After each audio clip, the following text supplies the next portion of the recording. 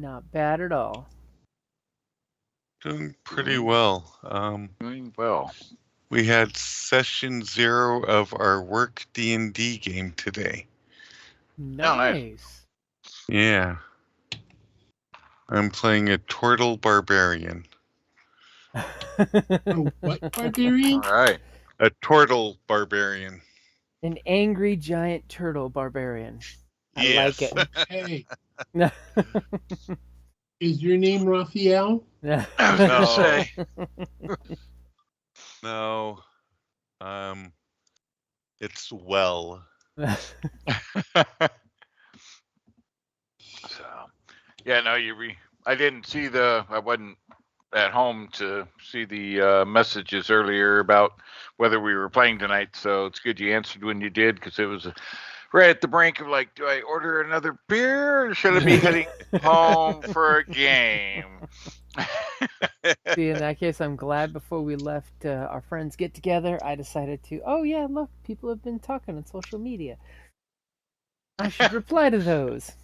We spent the day playing Artemis. Oh, nice. Nice. Yeah, our friends, Karen, we're setting up the test run for Tuscan's Artemis setup. So they were cool enough to say, we're all vaccinated. Let's have a hangout since we haven't seen each other in like 2 years in person. Nice. So we had a nice little. I really like Artemis. Yep, Artemis is fun. It's one of the things I try and do at least once every Tuscan. Mm-hmm. And thankfully you'll be able to this Tuscan too. It's on my to-do list, but something I have not yet done. Though it was funny, since we were pushing the game to make sure everything worked okay, we had one crew attack the other crew. So we had two ships, the Artemis and the Intrepid, and they fought each other and then fought together. Nice. Awesome. You're talking, I'm trying to think, Artemis, you're talking the video game, right? Yep. The Star Wars, simulator. the Star Trek simulation, yeah. Yeah. Nice. Yeah, we, my one group I belong to, militarygamers.com, prior and active military, we went like 3 years in a row to SOE Live, Sony. Oh, nice. And yeah, we representing military gamers, and part of our booth, they gave us space for a booth. It was all free. It was really cool. Treated us really well, but part of our booth we set up was Artemis, and first year we only set up just the one to play, but then the following year we set it up and had tablets and everything, so that we had 2 crews with individual stations for everybody. It was pretty fun. Very nice. Yeah. So we included a little lesson on teamwork and leadership as part of our recruiting for prior and active military online gaming. I mean, Artemis is great for that, because literally it does require everyone to work as a team, because each person plays a station, and it requires teamwork. I mean, yeah. My first couple matches, I got to enjoy weapons, which is one of my favorite stations, because it's the most, fun. Yeah. And then it was cute. We played with the concept of, instead of just having a captain, since we had 2 crews going, we basically had a Commodore directing both captains, to direct their crews. So there's that extra level of leadership that the Commodore was making the judgment calls for both the crews to go succeed in our missions. Nice. And it was funny because our ship was the Artemis, and the Intrepid was basically everybody on that crew got to take fighters, because they only have one missile tube and fighters.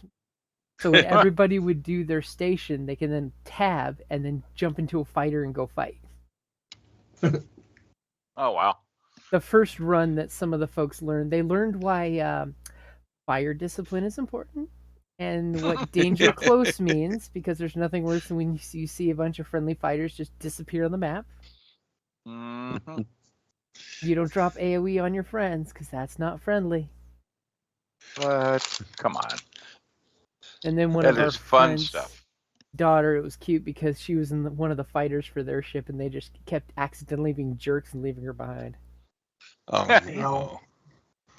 It's like, guys, you really abandoned her. You're harsh. but did it save her life? Well, the joke became she was a spy when they were doing PvP because she was in the other room with the other crew, Oh, so she was Nice. relaying information. But it was a good time. Artemis is going to be fun at Tuscon this year. oh, that's awesome, man. And the nice thing is, it was a perfect test run. All the systems worked perfectly. That's cool. Yeah, friendly AOE, it can be fun. I'm going to be learning that soon. I got a friend and his wife. We play the Gloomhaven. Oh, Ooh, how is I don't know. that? Oh, dude, freaking amazing. So the three of us, you can play up to 4 players. The three of us, we never ended up getting a 4th player, but what are we now? We were COVID obviously cut it off a bit, but been playing about a year now, like wow. most Mondays at one point, or every other Monday. And I mean, there's still a shit ton to do. Yeah, it's well done. There's all kinds of classes and characters to play. But the new character I just unlocked, retired my last character. It's Plague Herald, and their card set, they throw out curses and or poisons and stuff, but where a lot of this stuff is only affects the enemy with other characters, this one's like, hey man, I mean, it's the world, there's death, and everybody gets a little share. it's a gloomy world. So I do AoE attacks that if my party members are there, they get hit too. But because they might be plagued, I get to turn around and heal them because they're plagued on a subsequent turn. The healing power of plague. So, Yeah. So, They get so hurt, yes. but it's okay. You can fix that. Yeah. No, hey, here's a bless because you're cursed. So here, I'm giving you a bless now. Yeah, it's a very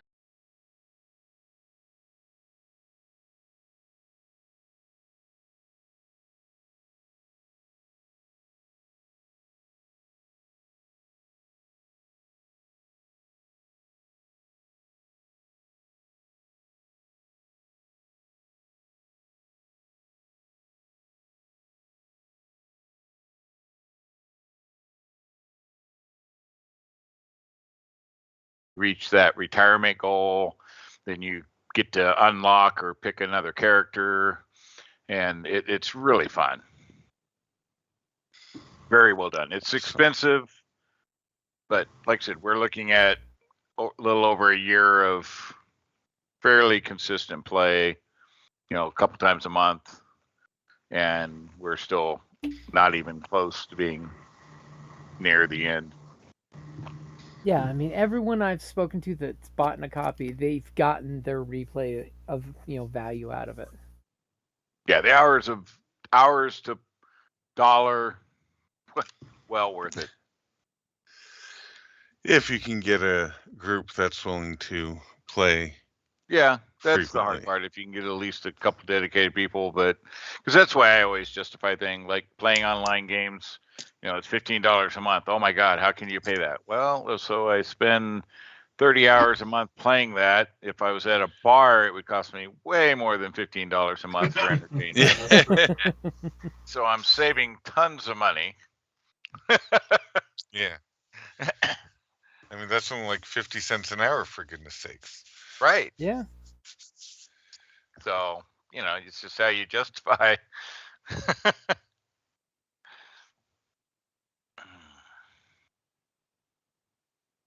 All right. Okay, so everybody in? I'm So- here. Ah, I hadn't heard Evan, so I was waiting for him to say something. Yeah, you made a little comment earlier, or a noise. Noise. I might have chuckled or something. Yeah. Well, that's a noise, We didn't hear the drag racer go down the street. right? So where we rudely left off last week, you guys were at the gates of the chemical company trying to finagle your way in. Well, we hadn't quite tried finagling yet, but We were that like was the just plan. at that. Just about to say Cool. something as the internet cut out. Mhm. I mean, it was cute. It was getting to a place where I was going to say it's a good place to wrap it up there, but I was not wanting that abrupt ending. I wanted that catchy to be continued ending. Well, lucky you. You Nah, got I'm what just you kidding. want. Just curious how it's turning Halloween here tonight. All of a sudden, there's going to be a sludge monster now because it's Halloween. All Right? Hallows Eve. Right? Or the Eve's Eve, as the case may be.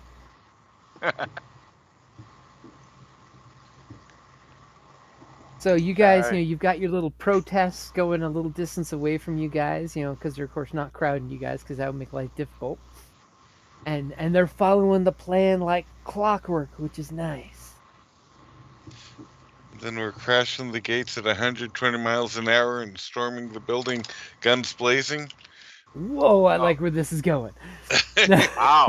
That's a abrupt change of plan. It's Yeah, like, okay, didn't even try. So we're gonna at least try to talk. Meanwhile, attack drones and speedboats are coming down the river.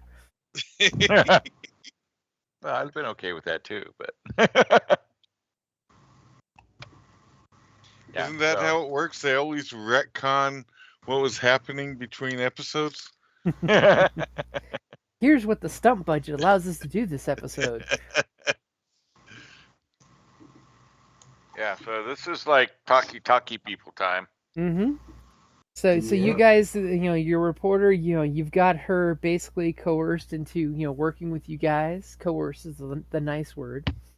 Mhm. And she's like, Works. they're my crew. And she gestures back to you guys, and the security guys at the gate are kind of like looking at you guys and looking at her, and they look at the executive guy who came down, this really, really Weasley-faced guy in the prototypical perfect blue suit with white, shirt. He looks too clean to actually be working. He probably keeps spare suits in the building just so he can look this immaculately clean. It says he just, asks to scan your guys' documentation. Standard security. Of course you understand. As he whips his pad out to course. scan your pads. Of course, as the camera zooms in on him. He gives this nice Weasley smile to the camera like, you're on camera now. Yep. And of Yeah, course- it's not a zoom from a distance. It's like coming up in kind of intrusive, like on him. So The camera like, gets his nose hairs, count. Yeah, so he knows it's right there on him.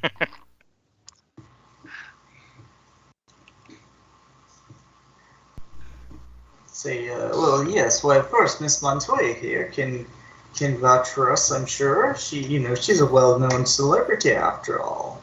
Surely you recognize her. And he says, yes. And she whips out her press pass, which is this really cool plastic sheet that's got a little hollow display. And I think we just lost Christopher. Um, No, I'm here. well, Scott. No, No. lost me for a second. Okay. I got word that someone I needed- disappeared. I needed to refresh. Because you're Oh, being too speaking- fresh. As she whips out her press pass and, kind of sticks it through the slot in the bar, and he immediately takes his pad and clicks it and swipes the information over to the security guy's electronic clipboard, and you see the little picture profile display come up, and, he logs it, and she kind of stands aside, and she's just like, and of course my crew will be more than willing to provide their information. As security dictates, and she just looks right over at her new best friend, because we know that Dante is like totally her best friend. Yeah, we're thick as thieves. Yeah, As we the, know you got a thing going. it's that love-hate thing. It's one of those that she treats you so much like crap that you're interested. It's always the ones that are bad for us that we get the hots for. Well, the other ones have been all too easy for him. So, Exactly. Yeah. This one's like a challenge. You are going to help us with this, aren't you, Maestro? Yeah, well, I'm sure we created whatever. I can't remember now what we talked about, but I'm sure we created whatever little stuff we needed. Cover to look identities? legit. Yeah, for crew. Or did you? Let's find Uh, out as Meister gives us a computer roll. Alrighty then. Just gonna go right there, aren't we? Yep, I got it in there. Unless, of course, somebody wants to use a story point. Speaking of I which, was are gonna they say- synced? Oh, there they are synced. Okay, Yeah, now they're- you had to refresh it. I was just checking it myself. Like, I don't think it's been refreshed. So, if you'll give me my upgrade, I've got your upgrade. It's almost like I knew somebody was going to do that. right? Well, I'm just trying to be fair, trying to bring balance. You're trying to hook me up with so- some points. I appreciate that. So, computer hacking, I'm assuming. Yep. These are for the, you get that classic heist movie montage of when you guys were driving here and Maestro was in the back seat making some fake IDs for you guys. Yep. We all ready? Yep. Yay. As they were some pretty quick work. I mean, it's all good enough, you know. It's fast enough. So, what did you get for that advantage, by the way?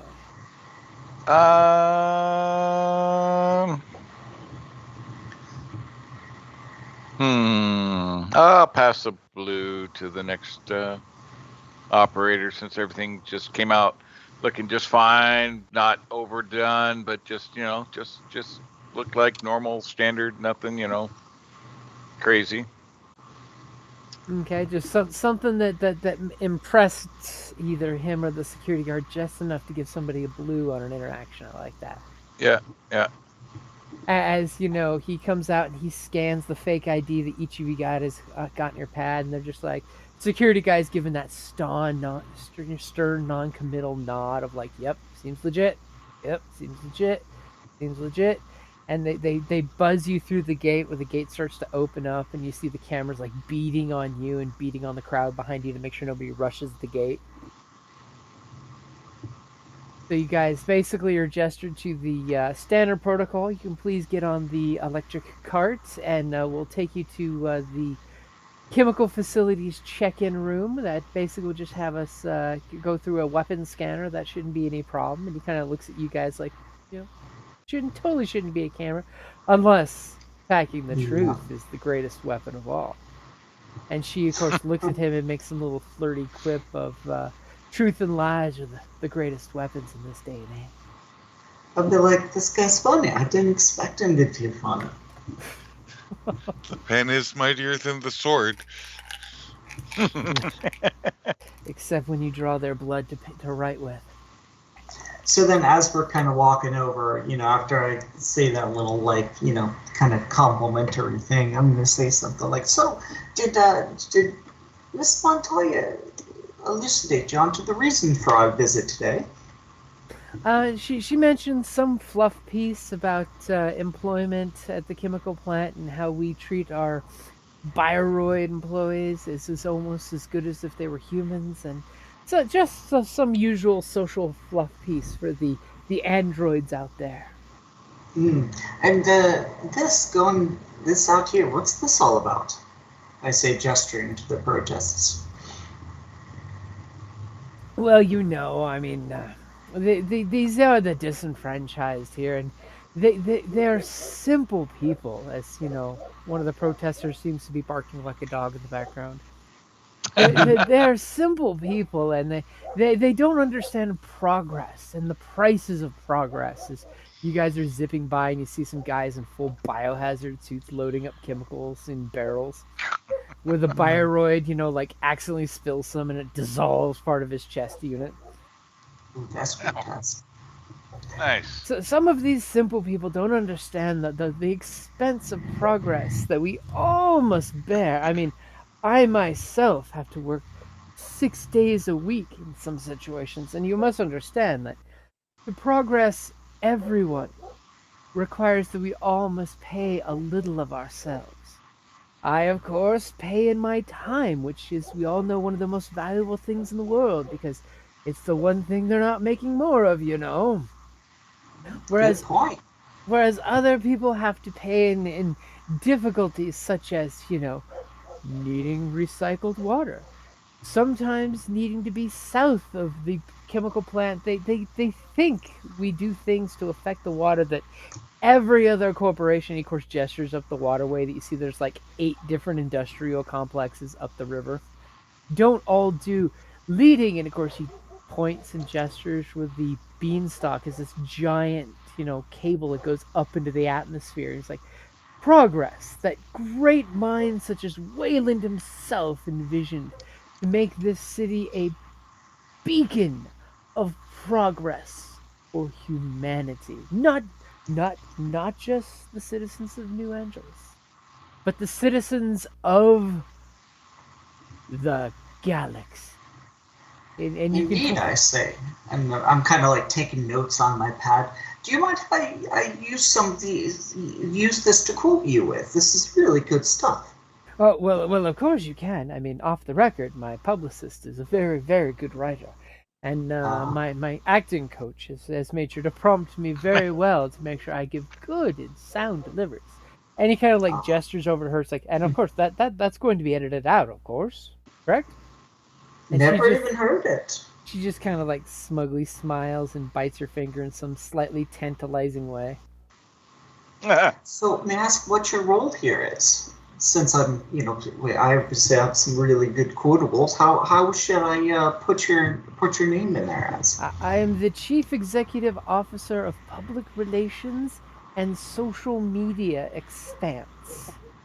Indeed. So you'd be the perfect guy to show us around, so we can put the, get the right kind of info for this story, and then I'll look around and grimace at the protesters, and who knows? Maybe we can even, help this little thing go away for you.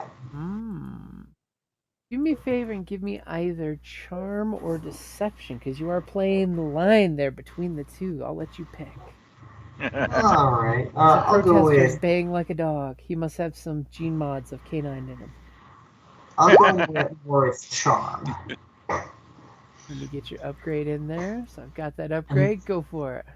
And am I getting the blue from the previous? I'm definitely giving you the blue from the previous, because obviously something in your background rings true of his. Maybe you went to the same finishing school. Maybe that's why he feels comfortable talking like this to you. Could be. Okay, charm. Here we go. Come on. Yeah. Nice. And what would you like for those 2 advantage? That's a scary suggestion they got there. What's that one say?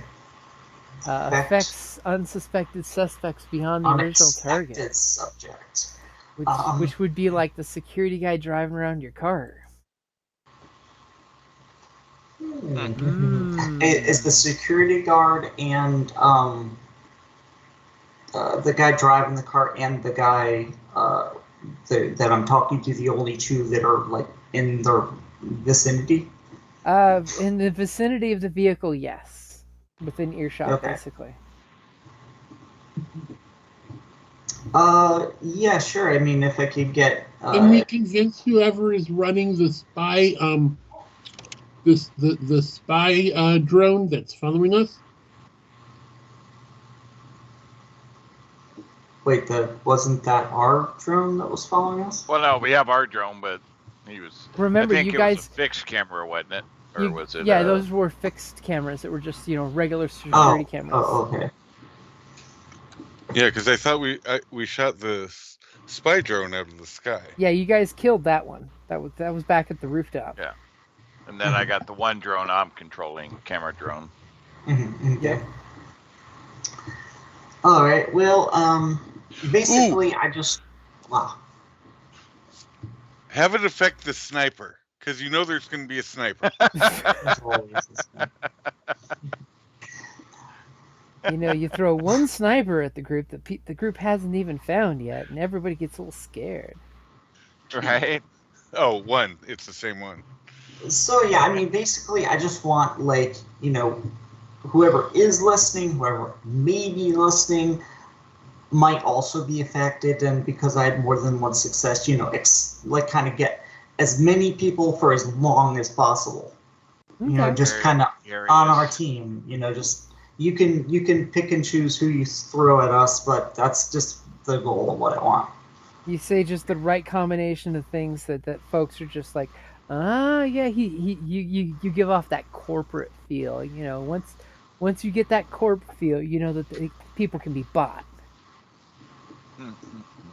or so they think. And the security guy just kind of like gives you the nod in the rearview mirror. So I was thinking we would set up 3 or 4 little locations where you can get some quick fluff pieces. Nothing fancy. We've got the biopark over there where some of the runoff is processed by the natural genetically engineered plants. Or possibly even we have a rest and recuperation place for a few of our bioroids and human employees to actually have some recreational sports. I thought maybe that would be a beautiful fluff piece for you to show how we give back to our employees. That'd be a good start, but all this behind me has got me thinking, what if we did like an in-depth, nitty-gritty piece where we really show how the place works and really show that all the standards are being upheld and that these people have nothing to worry about. How about that? Excellent. Yes. I would really like for the people to know that we care about them and their concerns. And regardless of what that trash on the other side of the gate is saying we do, we really do care for our employees as well as the consumers that both know that they're consuming our products and those that don't know they're consuming our products. And you see the security guard kind of give a chuckle at that. There might be like a hint of an inside joke. Does anyone have discipline to see whether he's lying or not? That's what it would be, right? You could also use vigilance or perception. None of which I'm good at. Yeah, not me. Not it. Well, I'm the one. I'm doing most of the talking, so I really do both at the same time. Okay, so who's got the best vigilance or perception? I've got a yellow and green in perception. I've got a yellow, 2 greens, if it's reasonable to think that I'd be able to watch and talk at the same time. Actually, if it's perception, yeah, I got a yellow and 2 green. Oh, okay, so that's the same as me anyway. Yeah, and plus a camera in the guy's face, so. Okay, so in that case, if Maestro, since it sounds like you guys kind of tied for the best, I'll give you blue if you want to roll for perception. Alrighty. Let me know when you're ready. Slippery subject. I am ready. Oh, look at that. Okay, so when you hear him make that little wisecrack about those who know about it or not, you kind of caught on your camera that's like getting the super close-ups of this guy's pores of his nose. He kind of unconsciously, when he looked at the security guard and the security guard chuckled at him, kind of unconsciously glanced over at the river. So you're definitely getting the feeling that he was, beyond a shadow of a doubt, throwing some little inside dirty joke between him and the security guard, and then kind of like, telegraphed something about this river. Alrighty Dan, then. you rolled well.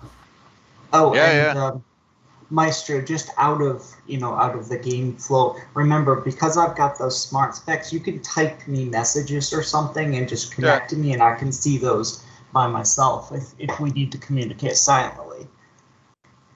Yeah. Well, I don't even have to type, man. No, that's true. You just need to think it. The fact So, that in I'll his say, smart okay. goggles it just Send it. appears. So okay, so yeah, so this all sounds great. Like, and this is the building we need to go to. So it's not the building you need to go to. Let me Oh, it's not. clear That's my just where the screen. dumping occurs. Yeah, you know that you need to go over here. Hmm. He's wanting to take you off to over here to the complex, to the very PR parts of the complex. As they're Right. driving, and he kind of like is nonchalantly saying, how this is the area where the contaminants are neutralized with our state-of-the-art facilities. And by utilizing solar evaporation, we are able to reclaim every bit of material that can be recycled back into the plants for producing other things, such as Bioroid chassis or the rubber tread used on the feet of most of the uniforms that you see in most of the city's public service people. You could almost say that because of our products, the city is able to get around and do what it has to do on a daily basis. And as the electric carts driving on, he's just droning on and on with corpse speak. That literally sounds like a bad PowerPoint. And your partner in crime, she's getting really bored looking, but it's fine because he likes you as his new bestie, and he keeps like talking directly to you. She's not paying attention. And of course, Maestro's camera that keeps whizzing closer and around. So the main things are the records, which are in here, and is this where the dumping takes place? I don't remember the layout as well. You guys are pretty sure from what Maestro was telling you that this is the facility that controls the dumping, if any. I mean, there could be multiple, but this would be the one. Okay. And from what he saw, that there was no signals leaving or coming from the building, so most likely it's all on site. So you guys need to find some way to get in that building to find out if the records are there and if they can be downloaded to have concrete evidence. I mean, you've got like a 95% conviction of your evidence so far, but this is like the final nail that would guarantee that you have the evidence. So, okay. So I'll be like, I'm totally envisioning this piece coming together really well. Now, correct me if I'm wrong, Miss Montoya, but, we're here, we can do this from a number of ways. We can go really look into the nitty-gritty stuff, show that everything's above board. We could go, you could kind of take us from a top-down tour almost, show us what it looks like in the day of an exec, what it looks like in the day of a worker, so that we can see how everybody gets along so well, Ooh, look at you pushing the fluff. As he's just like, yes, a day in the life of an executive sounds like a very interesting. And he's, of course, tapping his chin. Because, of course, I'm doing this right now in my chair, and I realize you can't see it. He's doing that whole rubbing his chin and then tapping his lip, like, yes, we could do an entire expose on my daily operations. And he looks at her and he's like, so would you be willing to commit, of course I would require editorial review before you publish, but would you and your producer and crew be willing to follow me for the life and the day of turning... I can't think of a good title for that, of turning something to something. Because we're like alchemists here. We literally create from raw base materials great and wondrous things. Simply inspired.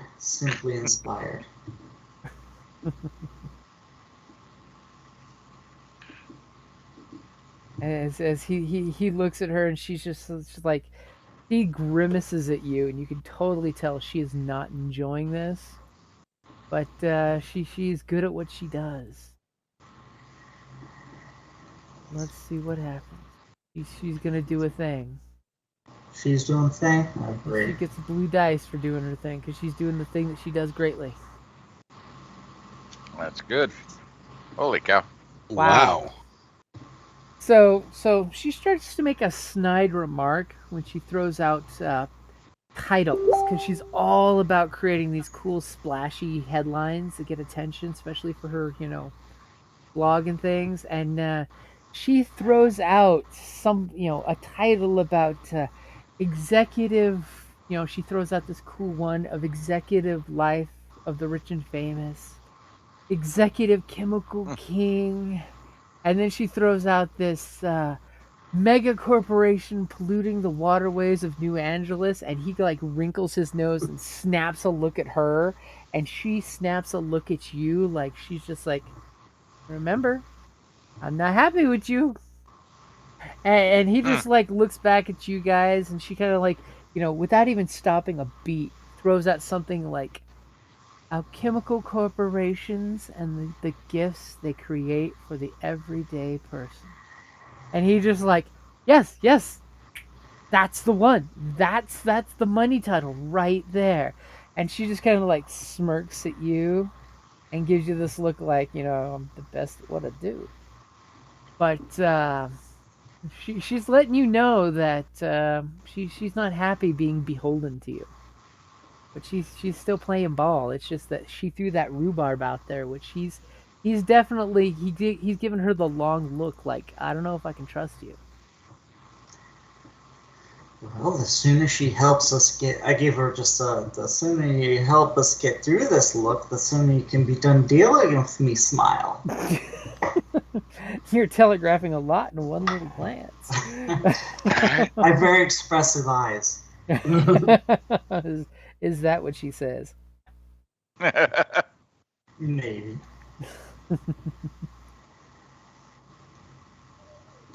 So he basically runs you around on the 10-cent tour, which gives you guys tons of stock footage as he's like giving you a nice overview of all the outside. It's ridiculously boring.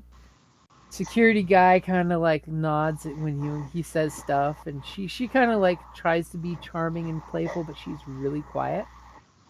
Until finally you guys get the tour where you got to get off the security vehicle and walk through the security checkpoint. Mm-hmm. And he basically just lets you know that this is a standard security checkpoint. You may wish to leave any sensitive items behind. If you have any unshielded recording devices, that type of thing, any of your data pad, you may want to leave off, since the site does not allow employees to bring on-site recording instruments. Of course, you'll put your camera on offline mode, so that way nothing is recorded off-site, correct? Well, And of course. she kind of looks at her cameraman, air quotes.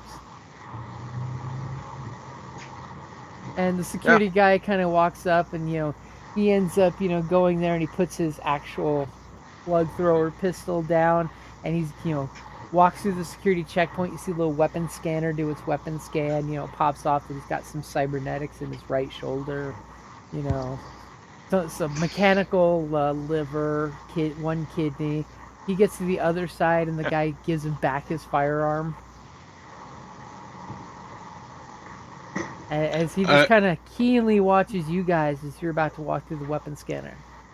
I would like to point out that my gold-plated laser pistol does have signature reduction, which adds to the, let's see, increases difficulty of checks using scanners to find the weapons by 2.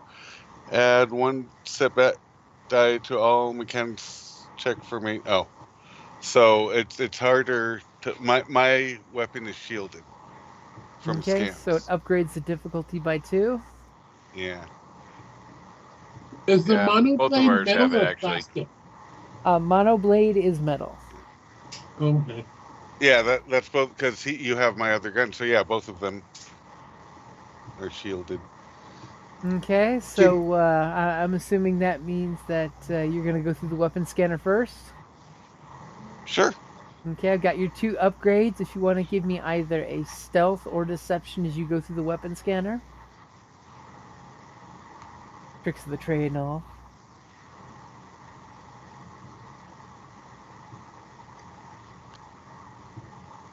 as the security guards have canine mechanical droids that are barking like dogs in the background.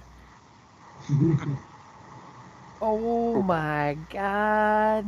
Oh, wait, Seriously? that's wrong. That is wrong. The upgrades are supposed to be on your side, not against you.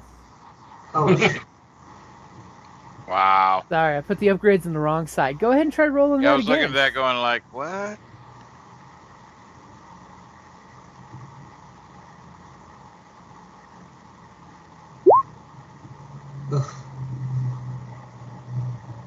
Okay, as you step through the weapon scanner, and unfortunately, for some reason, probably the pocket you may have shoved it into or something, all of a sudden the weapon scanner gives you that really annoying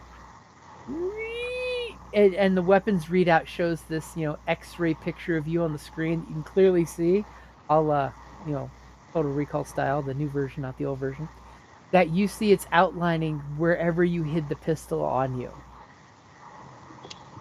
But you have 2 advantage.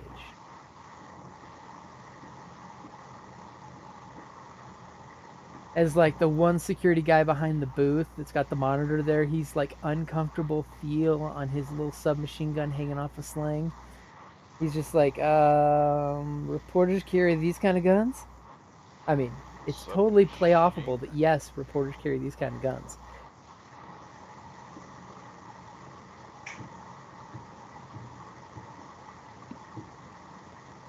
can I try to jump in and rescue him with talkie-talkie? Depends what he wants to use those 2 advantages. I'm sorry, I for. was muted. Oh, Because I was I like, thought he was. I thought you were speechless. no, Right. no. No, I was saying I'm not the reporter. I'm the crew. Part of my job is security to keep all this valuable, expensive equipment from being stolen. I totally forgot I had it on me. Hang on, just a second. I'll leave it with. I'll let you. No, I don't want. and they will totally give you a security lockbox. You know, the classic type of you put your gun in there and you swipe your thumb and it prints you off a little receipt. Many of the clubs do those now, so it's totally a Yeah. recognizable tech, which is good because it Yeah. means nobody screws with your stuff while it's locked up. Yeah, but it's bad because it means I've got to get out of here legitimately. Yeah, I will just play it off. I part of the job security. I totally forgot. You know how it is when you carry a gun. It just becomes a party. Here, let me lock it up. And they kind of give you this look like, sure, buddy. You know, as they're watching you put this fancy looking pistol in the box and lock the box, and it prints up the little teeny tiny like print receipt that's got the box number on it and when you checked it in. And while that's all going on, I'm like all sidetracked, looking around with the camera, looking at like other stuff, not paying any attention to what's happening there at the scanner. All engrossed in taking like aerial footage of the outside area. Getting all that stock footage. Yeah. I say. No clue what's going on. As I'm coming up to it, I'm like, security guys, they don't even remember whether or not they're armed anymore. See, personally, I hate guns. I have a stunner. Do you want me to leave that here, or is that okay to bring through? And they basically security guy looks at the security guy that brought you guys in, and he just kind of like gives that non-committal shrug, like, if it's non-lethal, you can carry it on. You just don't be pulling it out unless like, some of those rioters get through the fence. Well, that's why I carry these, but nothing heavier.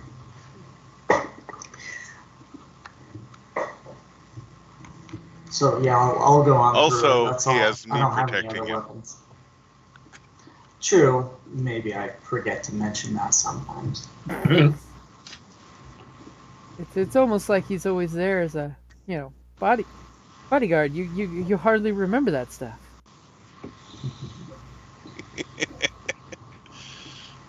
Okay, so who's going next? Because of course you go through and you pull it, you show your stunner gun, and it comes up on the security reading. Yep, just the palm stunners. While he's going through, I'm going to be taking So could the monoblade be like a tool? Blah, blah. Could the monoblade be mistaken for a tool if it's in my toolbox? It could be, yeah.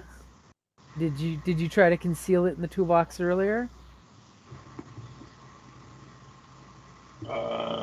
No. Huh. Normally it's like on me, I guess. You could always flip a story point to say that you managed to sneak it in when you guys were getting out of the electric cart. I did provide a distraction. There were many, many distractions. Oh, sure.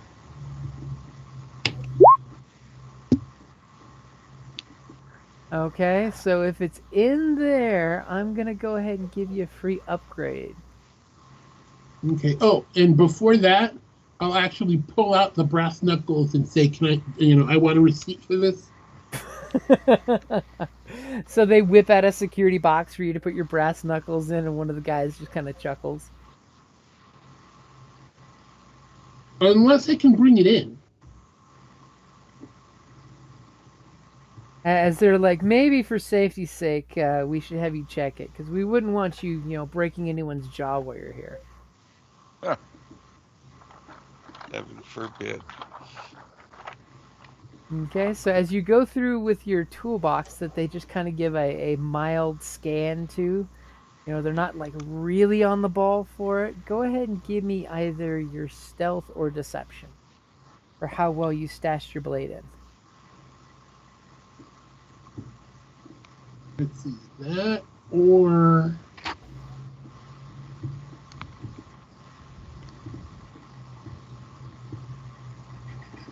Okay. Everything ready? Yep.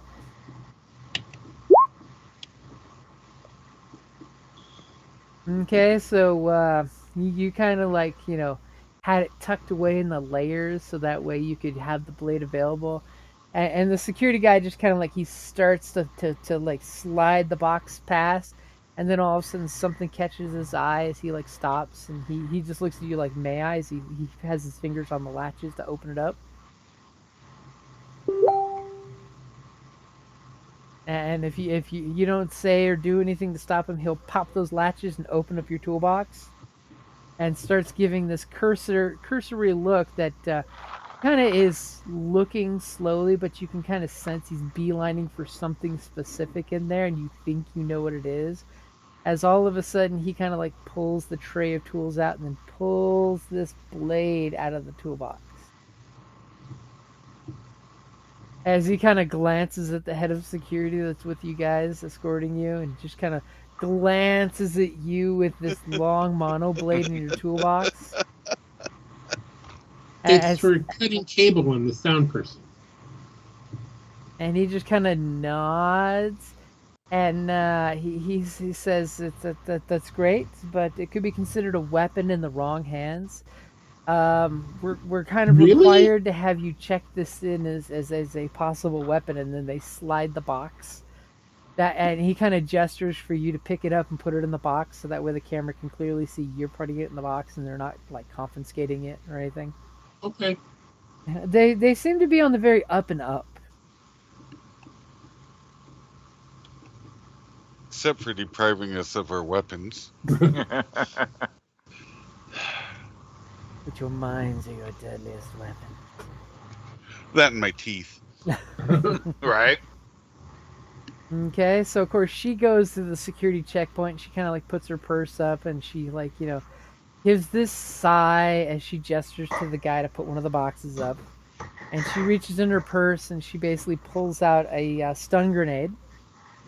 Grenade. And it's a tiny grenade. It's the lady's petite pink model.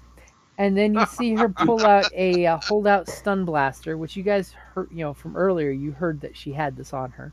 You just didn't really like pat her down for it. And she pulls it out, and pulls it out of its little holster and then puts it back in the holster and puts it in the box. And then she kind of like looks back and forth, and she kind of unbuckles one of the little bracelets she's got on her, and she kind of puts that in the box with no explanation. And the guy kind of like eyebrows her, and she's just like, "Don't ask." And then she basically just gestures, and then she basically stops him and pulls one of her earrings off, because she's got like 5 or 6 different earrings on, and this button-sized earring she pulls off and puts it in the box delicately, like, and then she waves for him to, okay, and closes it, swipes her biometrics on the little monitor and gets a little receipt, and she basically, this debates putting the receipt in her purse or handing it to her producer to hold on to for her. And then she ends up giving it over to Dante to hold for her. I'll take it, do a quick scan down it, make sure everything adds up. Okay, and then Maestro. Sorry. I was not paying attention. Sorry. And I kind of try to zip through. And the security guy basically just gestures towards the camera of, have you turned it off so it's on Yeah. remote recording only? Yep. I turn it off and grab it, and I hold it like near me where the pistol is and stuff, which does have the upgrades like the other one. Okay. Sorry guys, I forgot. Probably isn't going to work 3 times.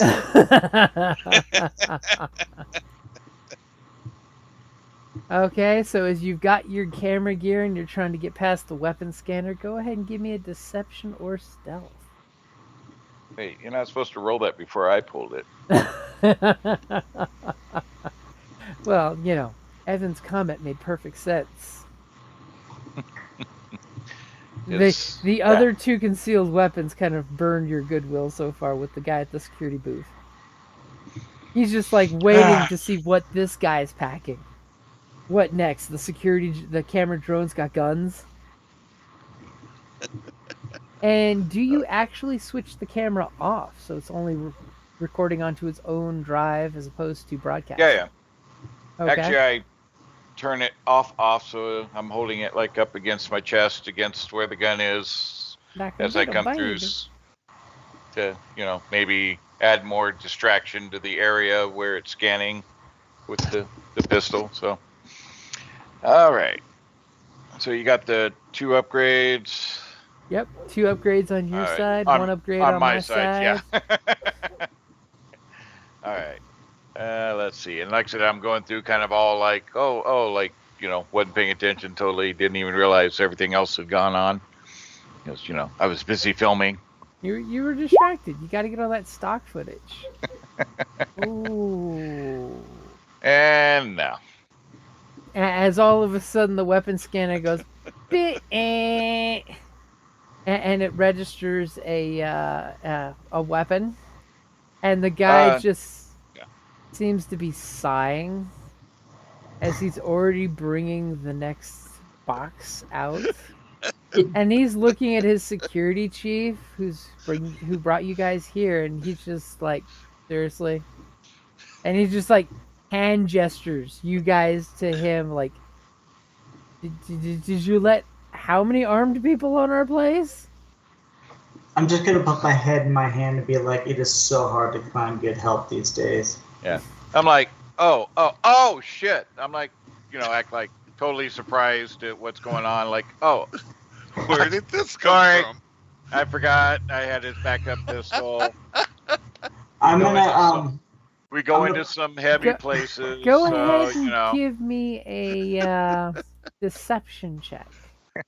I'm going to put my producer hat on real quick and be like, okay, you guys, if you guys don't get your stuff together right now, I swear to God, all 3 of you are fired the instant we set off this job. So get it together. Let's go. Let's do this. No more mess ups. Got it? I'll give you a blue dice for boss. your producer covering your ass. But, All right. Deception. Deception. Let me get your upgrade in there.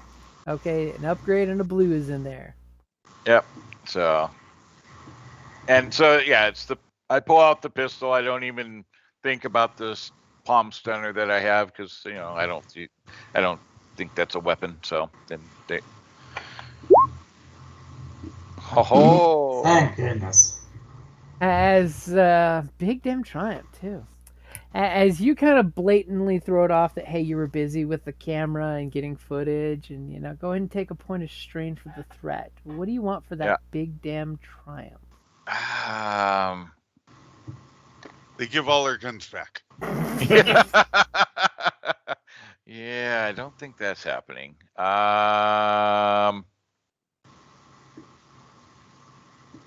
So I guess because they were distracted by the gun, they don't even know it's the palm stunner. I don't know. They let me keep mine anyway.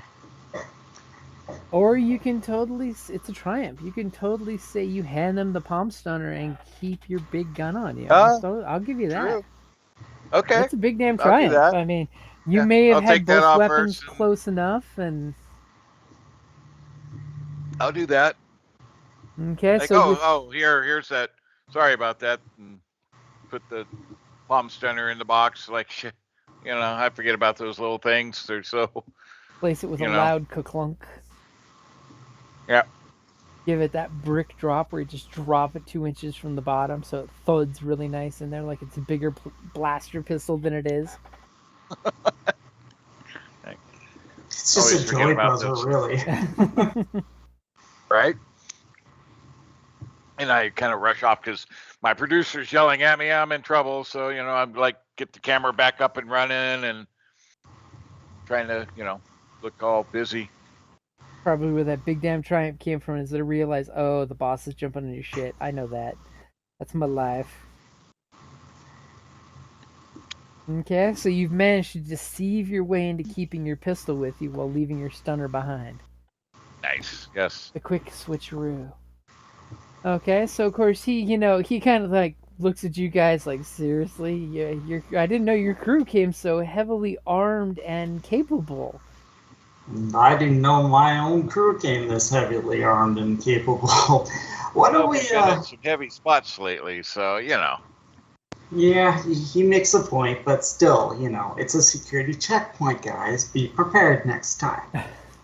So then I'll turn back around to say, so where were we? You were going to show us the administrative area to start with, top down, right? So, well, of course, and basically we get like little montage of the factory. We were seeing like Bioroids making chemicals. Then you're seeing automated factory making chemicals. Some chemicals are so dangerous, everything in this room is coated with anti-corrosives. It's even too corrosive to have a Bioroid inside there. As you see, like there's this old junky Bioroid melted down in the corner of the room, just covered in corrosion and some kind of white crusty dust.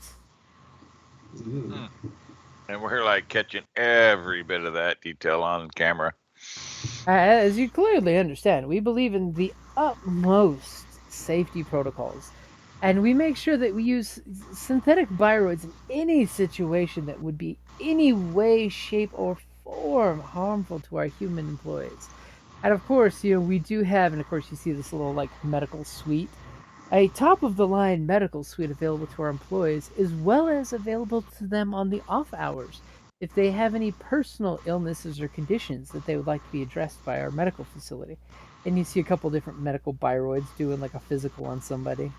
And the person conveniently waves all cheery-like through the plexiglass, obviously you almost get the feel like he was planted there for the commercial. Can I make a medical check and see how much of this I'm buying and how good their medical is? Yeah, you could do that. Let me set the difficulty.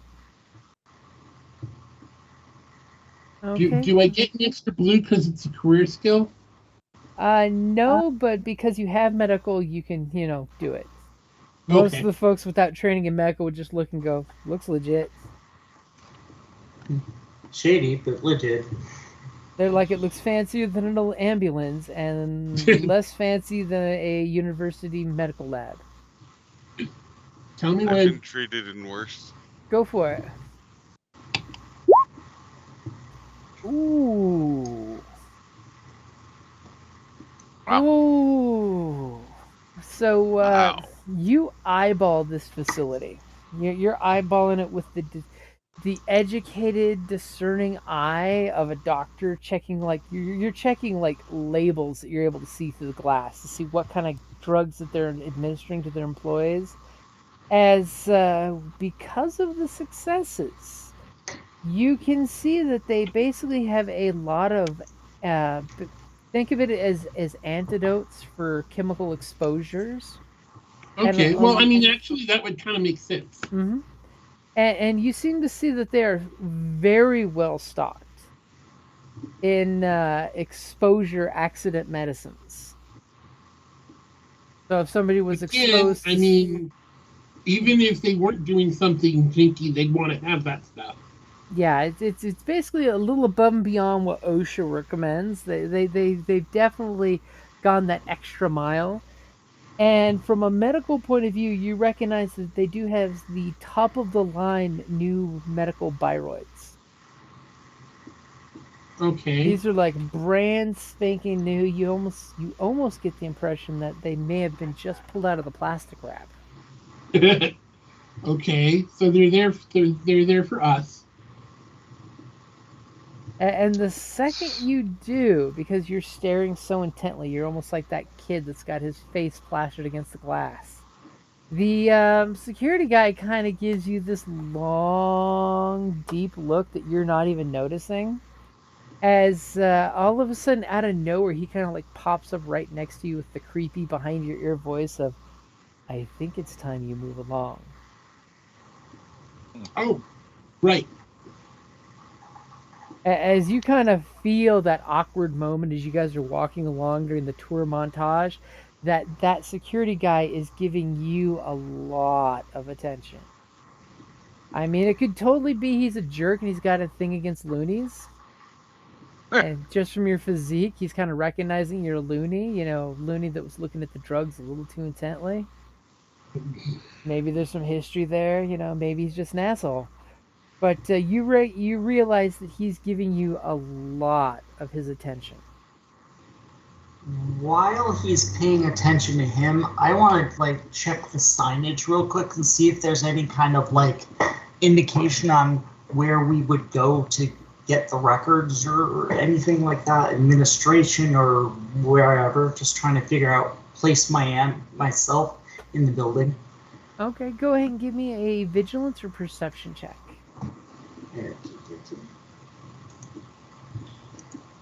Let's see.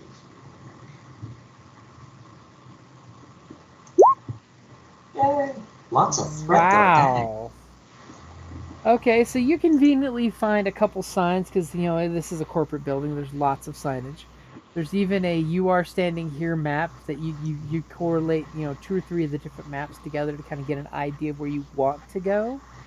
And you do realize that to the pump house facility there is an underground tunnel. But as you notice the location that would take you that direction, there's clearly red and yellow banner there that's flashing holographically that says authorized personnel only, level 4 access only, a pair of security biroids standing there with their stun weapons at the ready. Mm-hmm. So that will go to the pump house. Do I have an idea of how are we inside the building that would have like the records and stuff in it?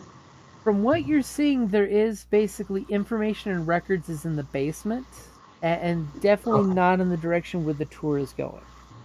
Okay.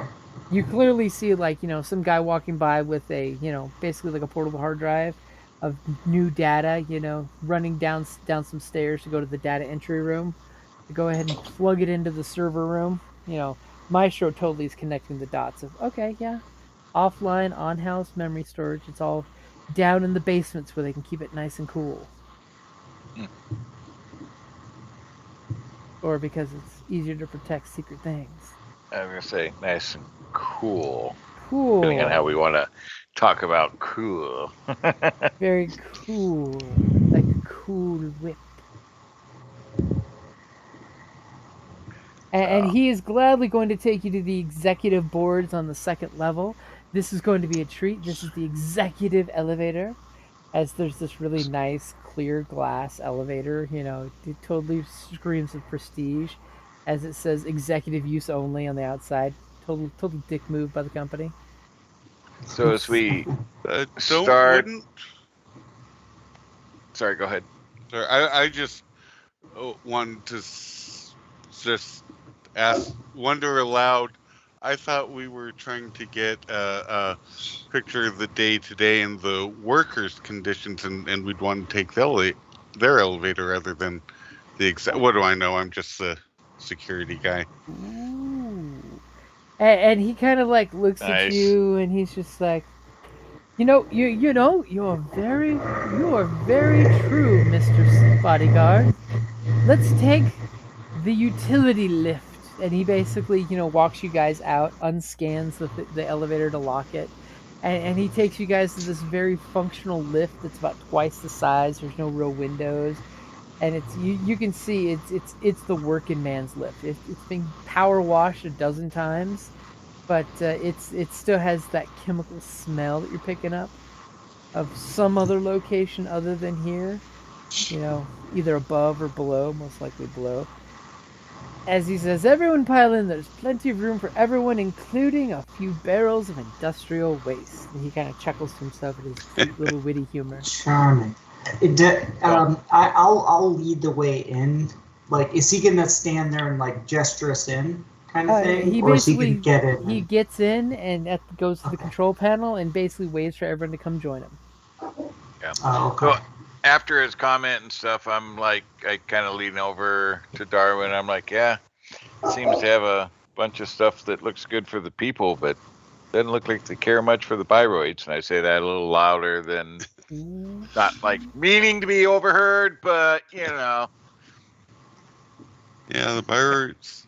I didn't. Yeah, Byroids seem to as we kind of walk have a in. tough job. Well, yeah, I'm sure you understand that the Biroids are property of the corporation, and we specially order them to make sure that they're there for that. It is in the best interest for all, from the common worker to the greatest, executive, that we make sure that the Biroids are the ones taking the real chances if they must. Well, I let mean- me ask you this, actually. Oh, good. As he rudely chuckles. It's not like they're actual human beings. No, And- of course not. And are the maintenance bays as well stocked as the medical base? Well, of course they would be. Yes. And he kind of like looks at himself. He's like, I've never actually been to the maintenance space before. And he looks over at the security guy and he's like, where would those be located? And the security guy kind of like, gives you this, this shrug, and he looks back at his boss and he says, okay, it's in subfloor 2, areas 5, 6, 7. And he's like, oh, I've never been down into sub-basement 2. That's not the kind of thing that I would be doing with my suit alone. Probably Is that wouldn't. the same place as the records are, or is that a level It's up or one down? level below it. Below it. Okay. I say, well, you know what? That sounds like a good place to start. Let's hit that, and I'll hit the sub level 1 button. Sub level 1, you said, right? Ooh. Or And he's did like, you say 2? And then I'll hit the second one also. and he's just Sorry like, about that. well, as the lift starts moving down rather quickly, he's like, well, that's not actually where we should be going. As sub level 1 comes up and the doors start to open, he kind of like hits the closed door button, and then hits the button for the second level, and it just pops up with the executive suites. He's like, perhaps we should go see my office, and I'll go ahead and put in a requisition to see if I can get us all clearance to go see the maintenance area on sub level 2. That should, okay. and he kind of looks at the security guard like he's checking. It should only take 1, maybe 2 hours of time to get it, prepared. Just enough time to clean it up and hide the never mind. Power wash and spray everything. Because, we want to give you the full clean bill of health in our story. And he's like, yes, excellent, excellent. So you truly understand. We should go to the executive rooms and let you see our offices where the big decisions are made, and gladly, I'll go ahead and let you interview me behind my desk. It's a beautiful desk. Do you know that it's actually made by the local indigenous people that live in this area with local woods? It's a very immaculately beautiful desk. I paid a good 3 months' salary for this desk. Must be worth every penny. And the people company never made get you pay tired for of your seeing own desk? stuff like that. I The wanted company something. made you pay for your own desk? I wanted something unique and special that bred and proved my authority and stature in this corporation. Anyone could get the company's standard made by numbers furniture. I wanted something unique and individual to my personal preferences. You deserve the very best. And he kind of like, finishes closing the doors down and going, to hit the button to get you guys up to level 2. And he kind of like nods at the security guy, who kind of like grabs his little earcom and starts talking into it in a slow whisper about the VIPs on site would like to see subsector 2, rooms 4 through 6. If we could have a security team go to make sure there's nothing classified in that area, and if there is, that it's been taken care of.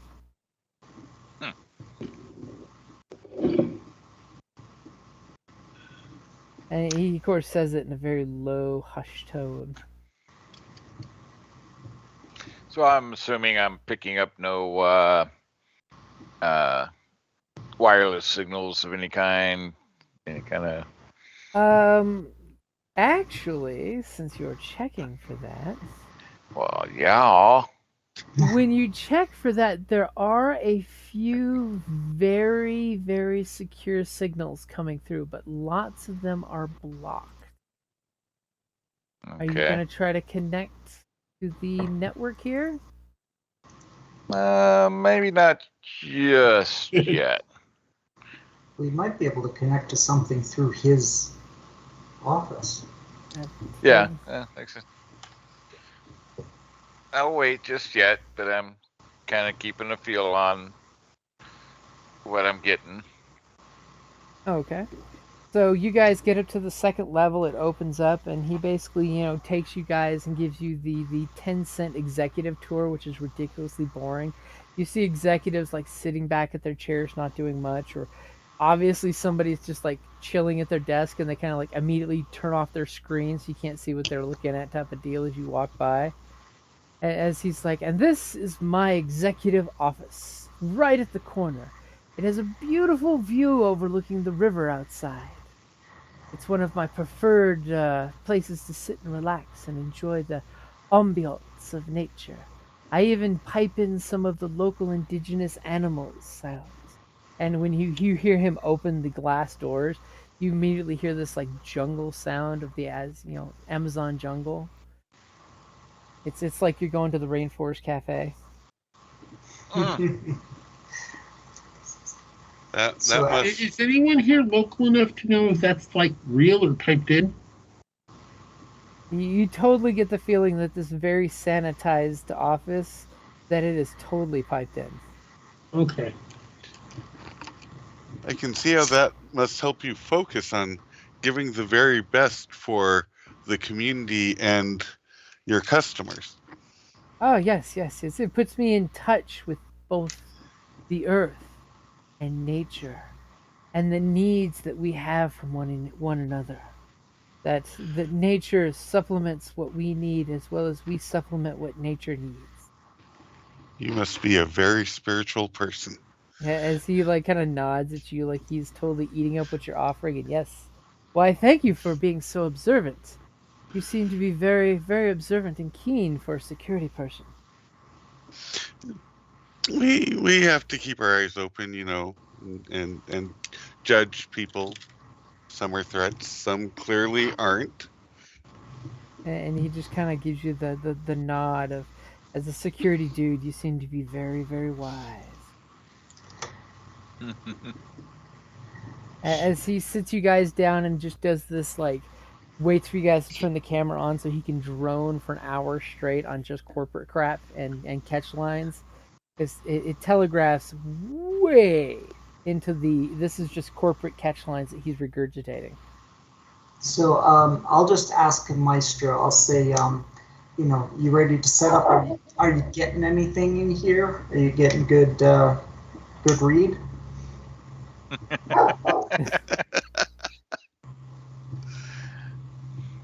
the security droid goes by barking. Right. So what's the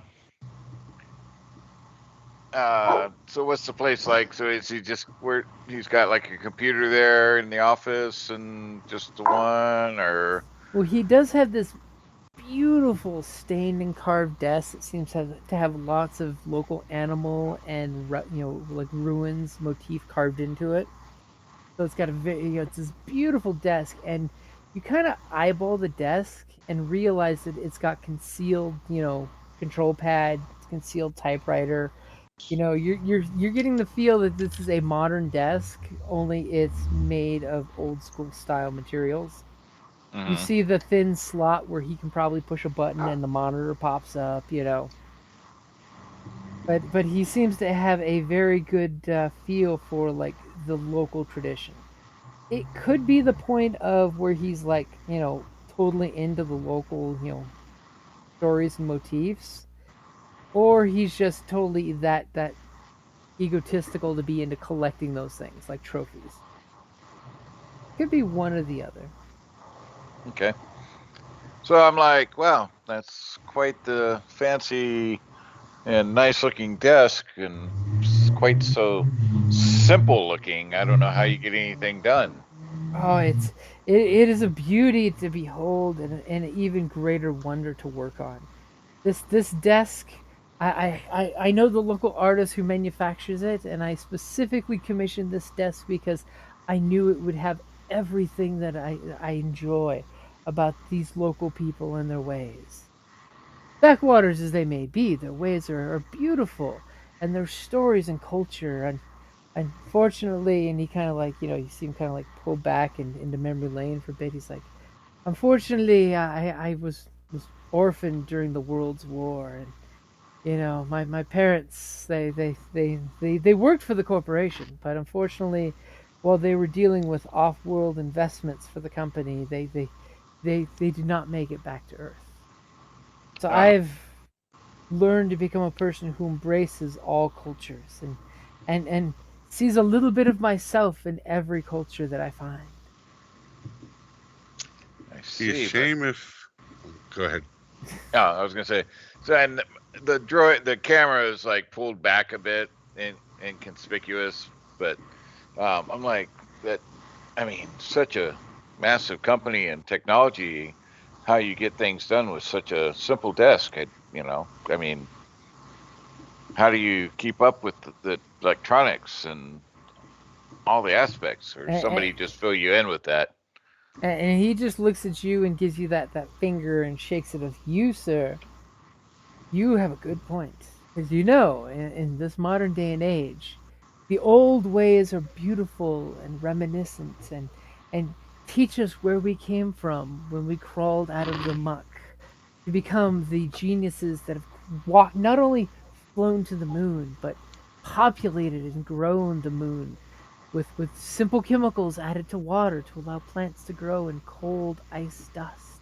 And you totally feel that this is like something he must have written in college or something, because he's got it down rote. And he starts going into the speech of how we can break the very things of the stars to give water to our people. I have taken this beautiful piece of ancient art and made it part of this new beautiful world that we belong to.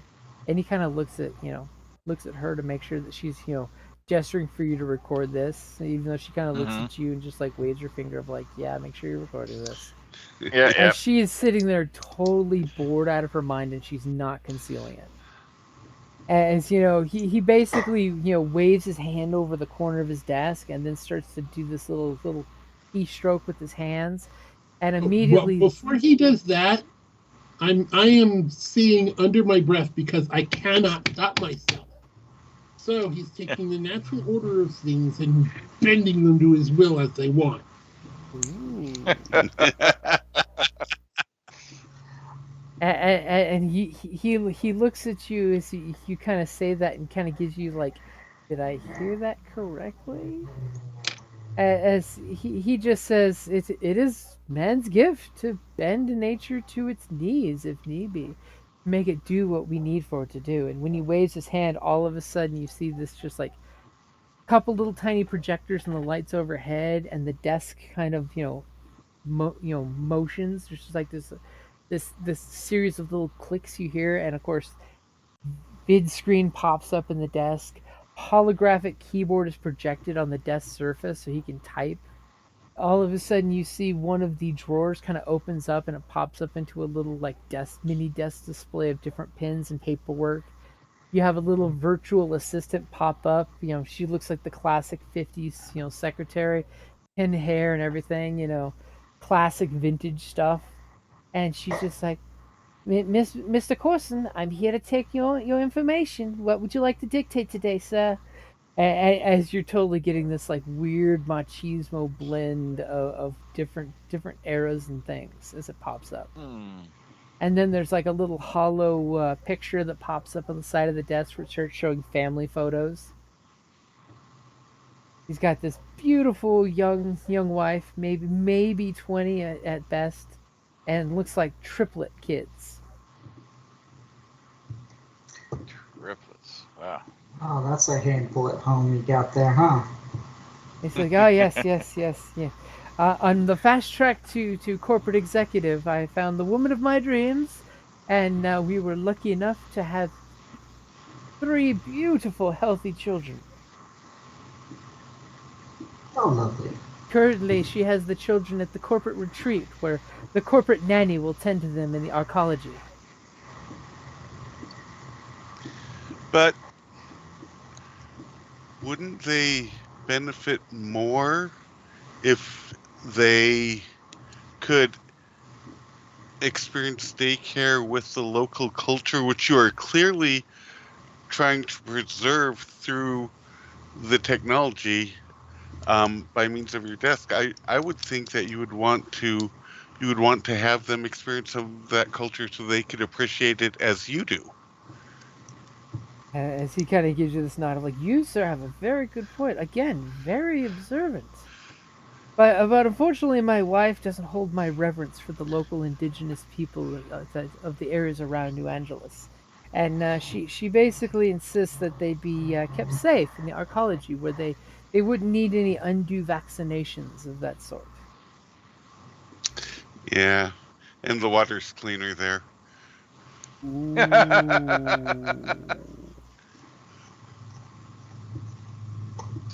I'm just hoping I had built up enough goodwill that I could get away with that one. As he's kind of given the frowny face at that, He's not a big fan of river conversation. As much as when you say it, there's behind him in the window, you see the river flowing. So I'm gonna look over at Maestro and see if he's giving me a thumbs up or thumbs down on this right now. Yeah. So like I said, I kind of pulled the camera back to an unobtrusive area so that I could monitor his hand signals and gestures and such. So did I, by chance, as he was activating things, able to catch possibly passcodes or anything? That is a good question. You did catch that he does have a biometric scanner in the armrest of his chair. But go ahead and give me a perception or vigilance to see if you caught anything else. Okay. So a perception, you say? Mm-hmm. Oh. And I'm gonna steal that right back too. Okay, so you're gonna use your ability to take a story point? Yep, I'm gonna take it back. Okay, you got it back. And you've got your upgrade in there. All right, we ready? Yep. Nice. Wow. I'll take my strain. As you're taking a point of strain because you're using your human eyes to have to take in all the details. So you kind of get the gist of his hand motion of what he used for activating everything, and the how he's controlling it is biometric in the armrest of his chair. Obviously, what looked like him sitting down and then putting his hands and pushing himself back to a sitting position, a comfortable, proper upright one. You noticed him slide his thumb across the biometric sensor. But for the Triumph, what would you like? So productive on the Triumphs. Rats are being jerks, but the Triumphs are being productive. Yeah.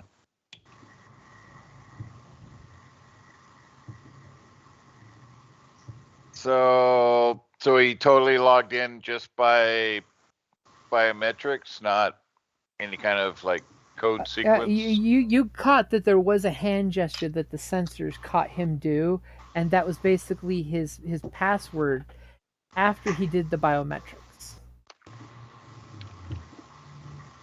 Okay. So you caught the hand gesture he did to make that activate. Right. So what I'm looking for is some way that the information might help in accessing the system. Am I getting a good signal in here as far as like? You've got a Triumph. I mean, like a wireless connection, so to be able to potentially hack in, so some kind of like major advantage for. Would you like that Triumph for the fact he did turn on his net relay? And Sure. Apparently he was so arrogant he didn't put the VPN on.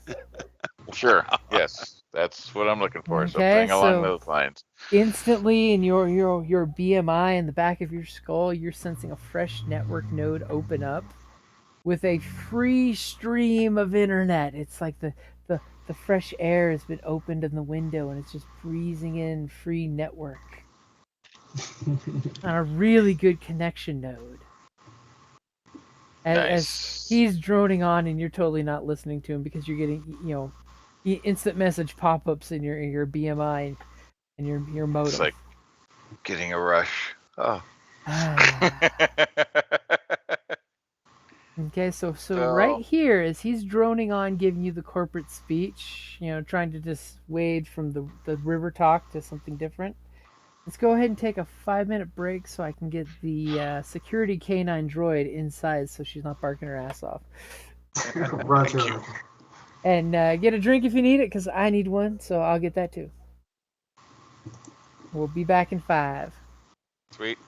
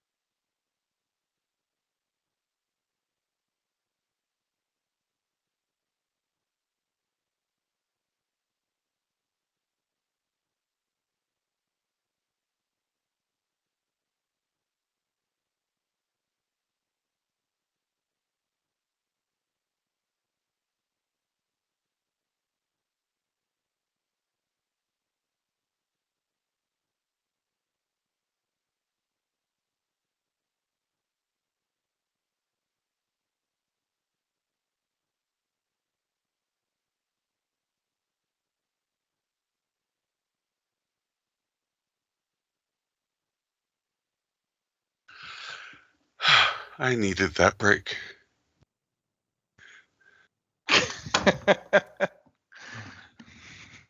You were ready for that? I was, yeah. I had to tinkle like a racehorse. Yeah, I'm kind of lucky. This wireless headset I got is pretty freaking nice, and it Oh. has like all the controls and buttons on it, so I can turn it, mute it, and all that stuff. So yeah, So you have a lot of freedom of movement and yeah, such. yeah. Now there's a lot of times it's like, oh, everybody go, take a break, get a drink. I'm like, oh no, I just did that a second ago because I can get up and walk away. Yeah. Nice.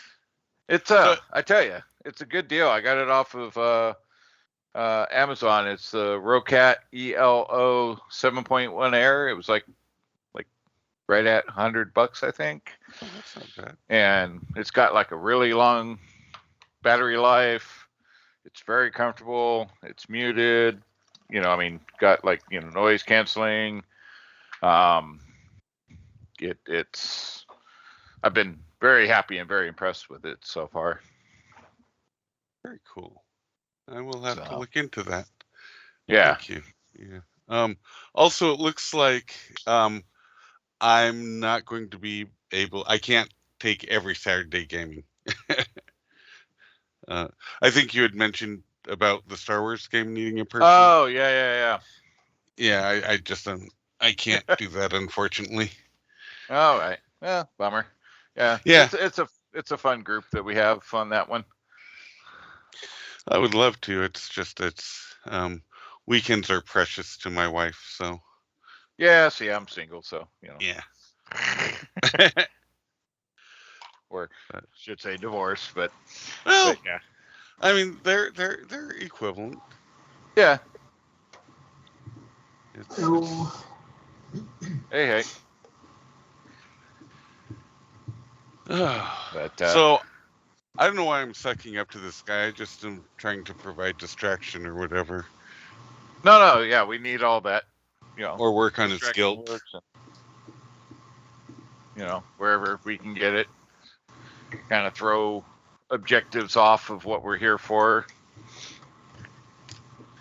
I had to kind of throw the Biroid thing out because it's like, oh wait, Biroids are not people, but aren't they people in this day and age? Yeah, they are, but they're not. Yeah, it's a.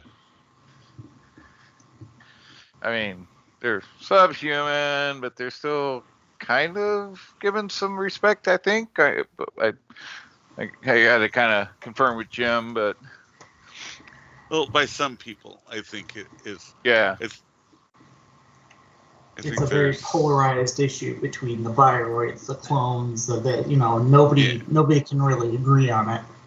Yeah. But it was like very blatant, like, oh, the humans are taken care of, but the Biroids, we just let them die or be destroyed and take all the risk. Like, oh, really? So you're Biroidist. I see. And now they have to quickly create a mechanics bay. Right? So, but yeah, I figure I'll probably bring that up some more as we get further in, but I had to throw that little nugget out as I was.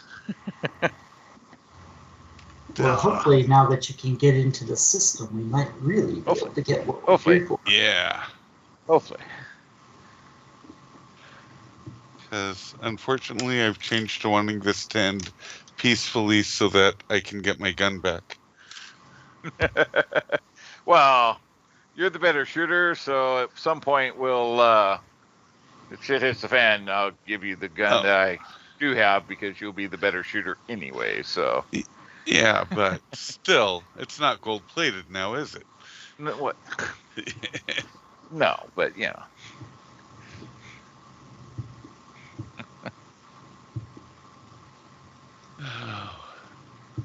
All right.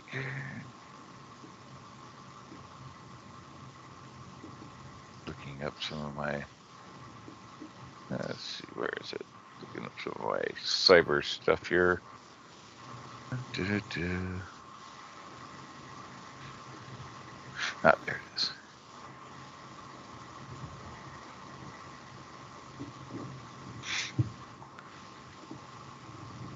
Icebreaker. Sorry.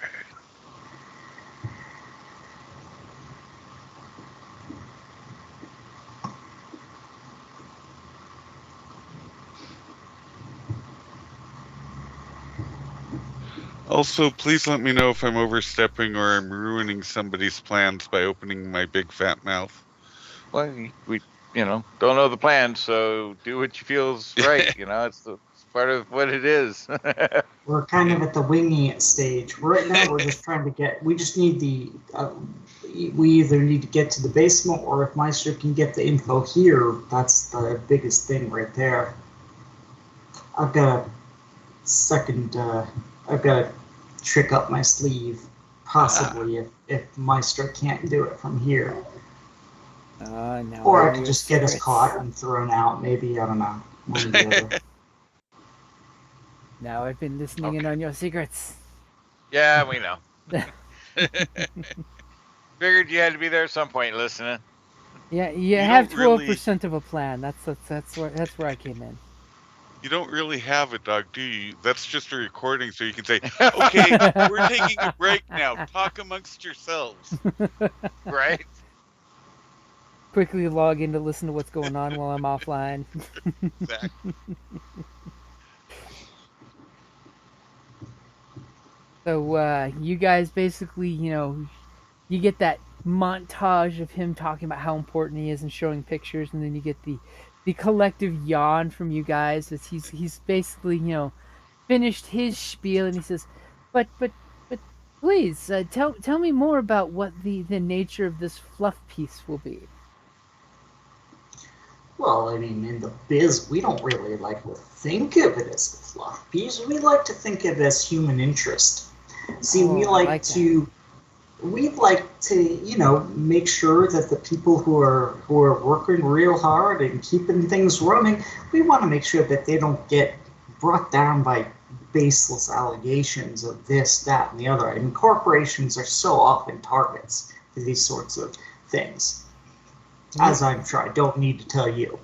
You have no idea, my friend. I mean, the mere amount of legal costs that we have to go through just to keep some baseless allegations from coming through and destroying the good works that we do here. I mean, on a regular basis, we get frugal lawsuits. I've received at least a dozen in the last month that mean nothing of nothing, but just someone wants to print some letterhead to try to get their 15 minutes of fame. Do you have any copies of those? Like, if we had an idea of what sorts of things they were saying, we could perhaps, maybe address some of those directly. Well, I mean, none of these, and you almost sense that he's like waving his hand on his monitor to like hide something there. You get that little inkling suspicion that he's like panicked, that subconscious hiding something. When you see somebody just instinctively deleting the browser history. Yeah. So while this fluff and his story is going on, I will attempt to link up using my Geralt software running my icebreaker. Oh, and what does that give you? So with the Geralt, when a runner uses Geralt to break a sentry, the runner may spend advantage to stop the sentry from notifying any Cyclops or system administrators about the runner's existence. Whether or not the runner successfully breaks the ice, after attempting to break a piece of ice, the runner may spend advantage to add success to the next break ice check made targeting the same piece of ice during the encounter. So in case I run into ice. So initially it allows me to prevent them, spend advantage to prevent them from identifying that I'm there. Okay, so go ahead and give me your psyops, or hacking, I should say. Yep, hacking. And let me double check my skills here. What else I have? Oh, it's good if he's looking into the list. And we will do that as well. Oh, I got your upgrade in there. It would be almost rude at this point if I had used that. I'm just saying. Yeah, well, It would be all the follow-up it's rolls. pretty critical, so I figured you might try to make it more difficult. That's defensive. Code Slinger. When your character performs the activate program maneuver in a hacking encounter, they can choose not to deactivate one other active icebreaker. They may have, I can have 2 icebreakers going at one time. Oh. So I might actually Nice baby. Yeah. So I might actually go ahead and have Gordian Blade running as well. So let's see. Codes. Undercity contacts, unremarkable, and an animal companion. Okay. So we are good. So let's see. The Gordian Blade, let me double check what that does. I don't know if that gives me, oops, wrong one. So Gordian Blade. While Gordian Blade is active, the runner may spend 2 advantage to increase Gordian Blade override strength to 4 until the end of the following turn. So Guardian Blade is said to have been developed. They invented. So yeah, so it looks like it gives me, I don't know how much we're getting into the actual hacking and ice overrides, but depends on how far you want to go. Yep. So, all right. So initial hacking. You got the 1 upgrade, yeah? Yep. All right. So where are we hacking? All right, here we go. Wow. I'm that good. Okay, so this guy must have been totally distracted, like I said, about not putting his VPN on, and so you're able to access, from his system through the network, and you're in his system. You do realize it is a very closed off network on site. Okay. And it definitely is not, just from what you're seeing when you look at the basic structure of the system here, that it is not connected to the memory banks down below. Oh. Yeah, well. You were kind of suspecting that because, they all can't be idiots like this guy. But you definitely, were suspecting that he probably isn't hardwired to the system, because that would be a big exploit. As much as you'd like that exploit to be there. Yeah, but while I am now with that Triumph, I will download his entire email information. Ooh. Okay, so you're basically downloading his email files of all his sent folders. Yep, sent and received, and that way I can parse them for information that we need. Okay, yes, you put it through your search engines. Look for social security numbers and access codes. Well, there is that too, but we'll save that for later.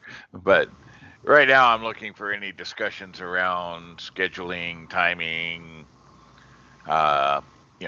system purging to the river, anything, keywords related to that kind of stuff as I download.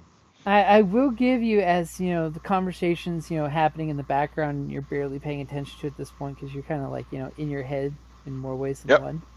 You do notice that there's a one email that he basically fired off to security personnel as well as ground staff that they needed to do a security sweep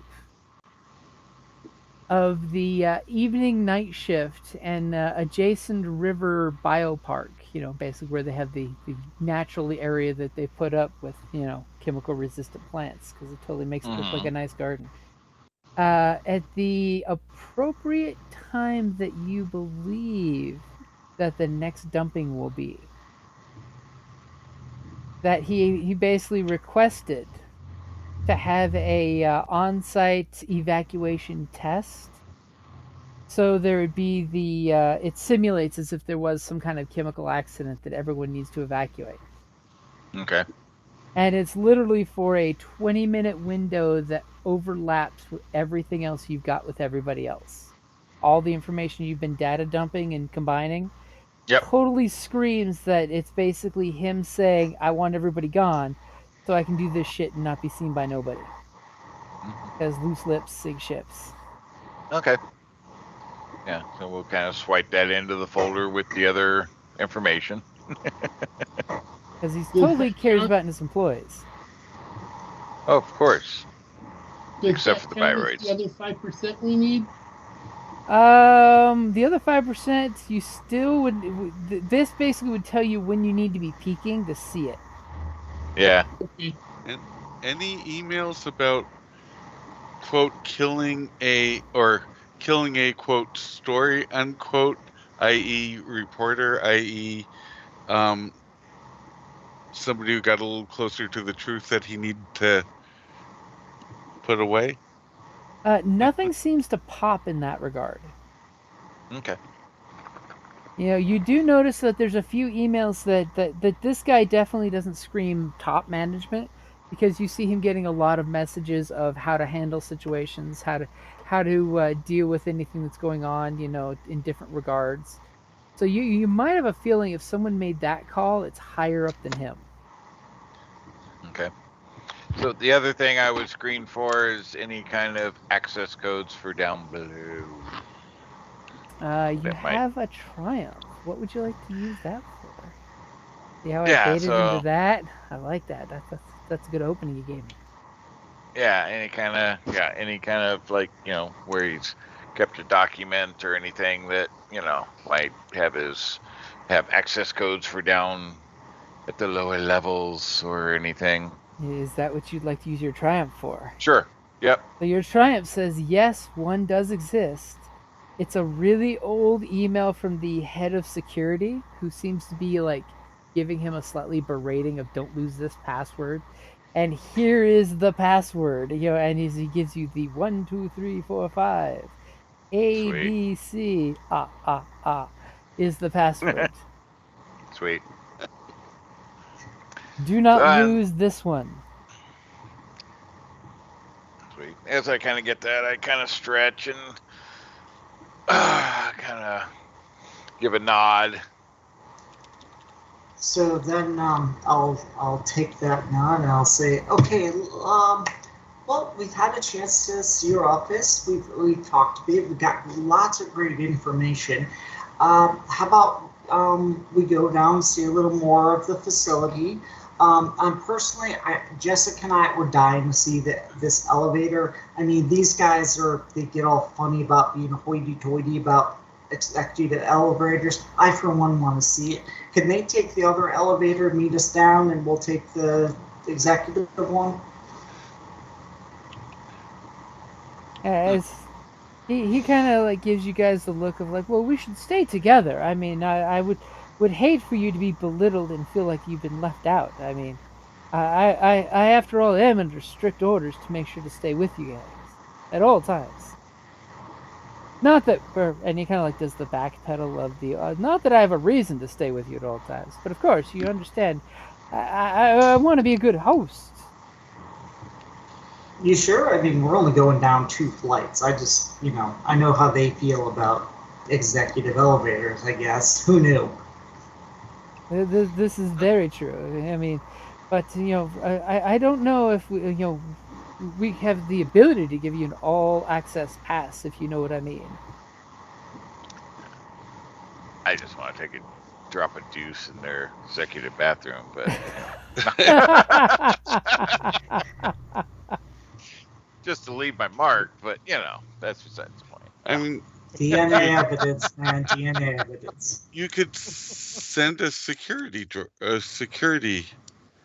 guard with us.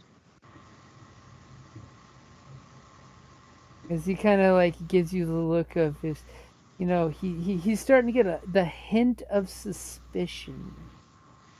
So, Who is you know, doing Dante. the Okay. talkie-talkie? Sorry, what? Who's gonna do the talkie-talkie to convince this? I kind of figured that I've been working on that mostly, unless somebody else specifically wants to take that. Oh no, You're the producer. you're the one who So- doesn't want us to break anything. So I guess, so yeah, I'll kind of like lean in to him a little bit and like almost like I'm talking to him conspiratorially. I'll say, I mean, plus, there may be a few things that you want to talk to Jessica and I, maybe just the three of us in private on that executive elevator. Most likely, we want to make sure we're all on the same page and they don't need to hear everything. Ooh. Okay, so go ahead and give me your deception check. I will try. Yeah. And just because I gotta, because you're out there with no points, I gotta give you a point. Your hand was forced, Jim. Yes. Well, if Are you you really ready? wanted a point, I could have got him another point. Are you ready? Yep.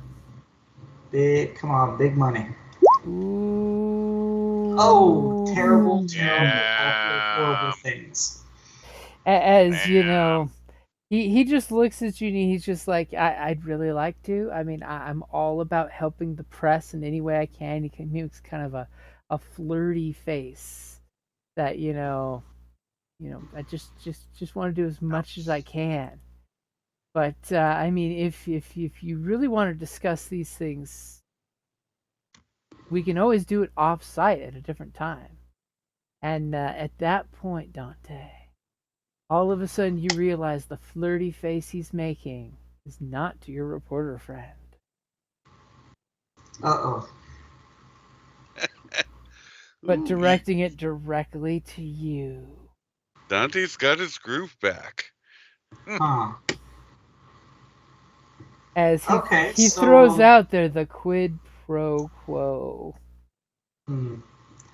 As she just kind of gives this little whimsical laugh and kind of sits back like, oh, the pressure's off me. Okay, so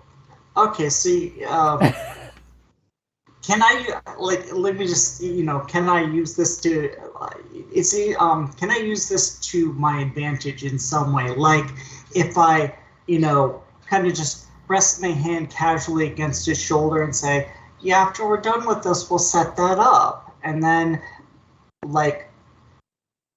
just kind of like skullduggery kind of snag that ID badge right off his chest.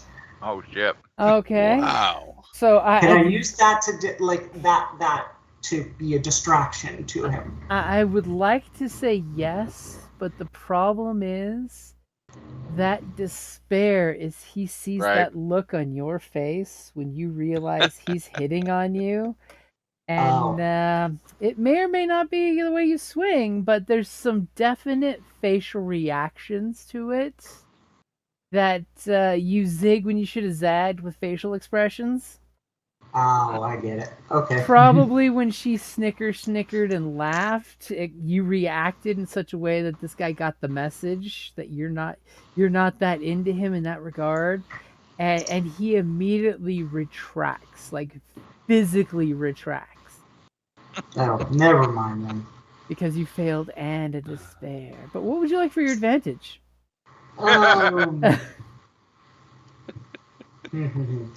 All right, so I failed. So he doesn't want us to split up, and he knows, and I can't work that angle on him. He senses that you're just not that into him. I think I'd just like to pay that forward to the next of us who needs the blue. Okay. So he kind of he kind of has like the hurt feels on his face. It's one of those of he was taking a chance because you were being very into him and all about him. His ego was feeling all empowered and shit, and his little secret Dejected. just got exposed almost on camera. Maybe that's the problem. Is he's having second thoughts after he said that, and there's a camera in the room, and he's just like, "Oh man, what did I just say? I got too comfortable." And he's just like, so we should probably I've taken up plenty of your time. And he kind of hits the chrono on his desk, and you see that it's been 2 hours that you guys have been doing this, and a little bit of change. Yeah, I've taken up quite a bit of your time, and he seems to be almost like in a little bit of a like he showed too much. He's a little panicky. And he's just like, let's show you guys one final place. And he kind of like brings up a hollow map of the facility, and he's just like, where would you like to go as the exit loop for the tour?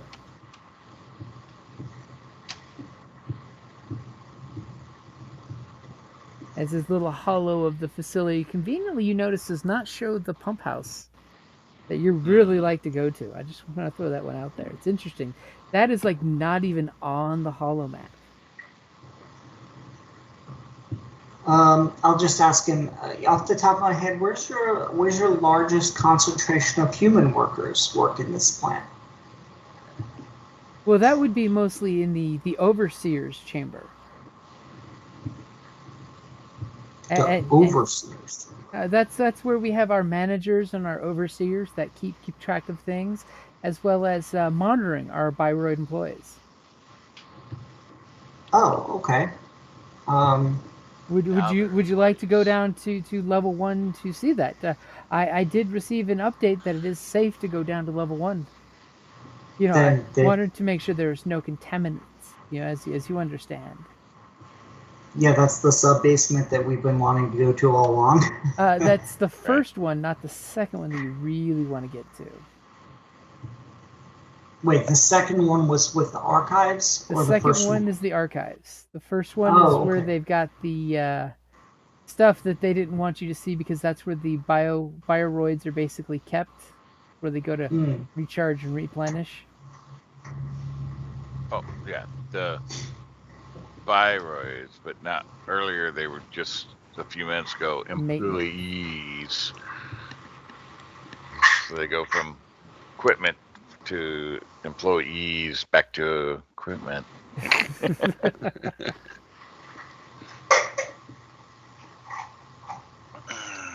Sorry. Well, so that'll be technically it'll be one level above where we really want to be, right? Mm-hmm. Okay. I say, if everybody else, Jessica, if you're amenable, anybody have any other special ideas or requests that throw it out there and now. She just yawns at you and she's like, I think it's been a long day as it is. I would be good just heading back to the vehicles and getting back to my loft. I have a lot to process. If we could. No, Jessica. He was talking about how wonderful the river is. Would we be able to get some background material and possibly take a look at it? As if you'd like, we can. I've never actually seen a river up close. We can gladly take you to the biopark that's across the way, but we would need to drive off the facility to cross the bridge to go over there. As you can understand, our security measures don't allow anyone to just walk up to the edge of the river on the factory side because that's totally a safety issue. Really? We wouldn't Water's want totally employees. safe though, right? Oh, the water is safe, but the currents is known for having extreme undertow, and the local indigenous Cayman have been known to be very vicious. Only on one side of the river? Well, in the biopark, we'll have a measure of Riptides. safety. But on the factory side, it's much more of a steep incline and easier to accidentally fall into it. Yeah, it's clearly the Wild West over here. So, question for you. I don't know if you were in when we were kind of talking about so on the biroids. What's the outlook on those, or what's the general opinion on biroids? Where do they stand in the scheme of They're still humanity? considered property. There's no real push for rights. I mean, they're still legally speaking, they're still trying to get clone rights to be a thing, and that's for clones. Biroids are still seen as a created thing. That some people are very in tune with the idea that biroids, they practically have a soul because if allowed to operate long enough, they become unique individuals and not just the product that they were made to be. But Right, the so corporations will never want you to think that they're human beings because they sell them, and they don't want to be known for selling living things. sentience, yeah. It's like it's legal has oppressed them with that the idea of you don't want to push the fact, other than they're tools. And the big advertisements you usually see on TV and things is the fact that they are tools that can do things that are not safe for humans to do. It's the next best feature for protecting people. Right. So very much the concept of what Elon's working on then. Mm-hmm. Because you saw that, right? The humanoid looking robot that Elon's working on. Uh-huh. But they've limited their strength capabilities and things like that to make them feel safe. To be at the human athlete level as opposed to the killing cyborg level. Actually beyond that, or much lower than human, so that you could actually fight them off. Mm-hmm. It's all fun and games until they turn off the limiters. Yeah. Yeah, so if you hadn't seen that, it's pretty interesting that Tesla, the bot that literally looks like a human, but yeah, they made it so that you could basically push it over and limited in its lifting capability. So it's a computer, though AI.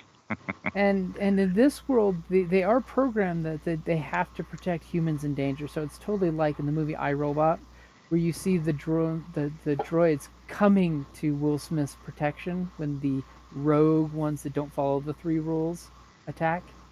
Where they can't really destroy them, but they can throw themselves in the way to protect a human. They have to protect a human if they can do so without the cost of destroying themselves. If it's guaranteed self-destruction, they don't have to do it. They could choose to do it. It's kind of one of those weird little catch-22s, But if they see a human in danger and they can intervene to protect them, they will do that for the most part. Unless either the biroid is twitchy or it's a PC, as the phrasing would go. Okay. So, but they're totally programmed and record activity and information things they're doing. They do have memories. It is very dangerous to try to access those memories. It can be done, but it's a total procedure. And there's people saying that that's just criminal, that you can do that. So there's lots of ifs on legality of it, even though it's a perfect video record of something that happened. Right. It's almost like some people are afraid of that, so they don't want it to be statute. Because you could totally grab one of these biroids and convince it to spill the beans, and your property is betraying you. Wait, who knew? Spill the beans. Literally, your wife can't be persuaded to testify against you, but your biroid could. And think of how many people. I was thinking anything like that. How many people have biroids in their houses? Their chefs, their waiters, their house servants, their drivers. Granted, cloning has become the new Biroid. You know, the really rich folks just go for the clones. Yeah. But they're cloners, Okay. don't you know? All right. Well, just looking at another angle to get info. But he kind of gives you guys the look of I'm gonna have our, and he hits the page button, and he apologizes that he has much work to do, and he's gonna have the head of security take you through the rest of the tour. Huh. It's almost like he's butthurt that he revealed something he didn't want to reveal. Evan's charm brought something out. Maybe we know now why he's got a young, impressionable wife. So, head of security, is that the same one that was driving us around earlier? Yep, that's the same dude who's basically politely standing around outside waiting for to be buzzed in. Oh, your buddy. Good, so he's still a buddy. This guy may not be a buddy, but the other guy still is. So, okay, well, thank you so much for your time. We'll have him take us on the next leg of the journey today. Okay, so he basically buzzes the door open, and as soon as it does the audible click, the security guy kind of like turns around and half steps in as the click opens the rest of the way, and he comes in and he just like nods at his boss, and he says, so I would like you to take, I've received notification. He's like totally stammering and disempowered right now. Onto the tour on level 1 that we discussed earlier. I received your security team's notification that any sensitive material has been handled. If you would be so kind as to take Jessica and the rest of her team through the last of the tour, once you finish up on the sub-basement 1, you can gladly escort them back to the gates and give them back their property. As he's just like, okay. And he kind of like nods at you guys to please follow. Okay. Follow him out. So, as we're walking out, I'll ask him. I said, "So, your boss ever hit on you before?" You asked the security guy that? Yeah. Yeah. Ooh. Trying to Okay. keep it. Once we're out of auditory. Well, range, out of course. earshot. Yeah. Okay. I'm gonna give you a free upgrade on that. I'm trying to like throw him off a little bit. So are you going charm or coercion or what is like the end result you're going for? I'm just trying to get like throw him off a little, but like in a friendly sort of way, so that I can try to talk him into something later. Okay, go ahead and make that a charm roll. That definitely sounds charming as opposed to coercing. Yeah. I'm trying to build that rapport. And I gave you a free upgrade there when you say that, because he kind of chuckles at first. And then we'll see how much he's willing to talk. Oh! So he chuckles. There's this immediately snort chuckle that he chokes down immediately. And go ahead and take 2 strain from the stressful silent moment that happens. As he kind of just looks at you and then he looks up at the cameras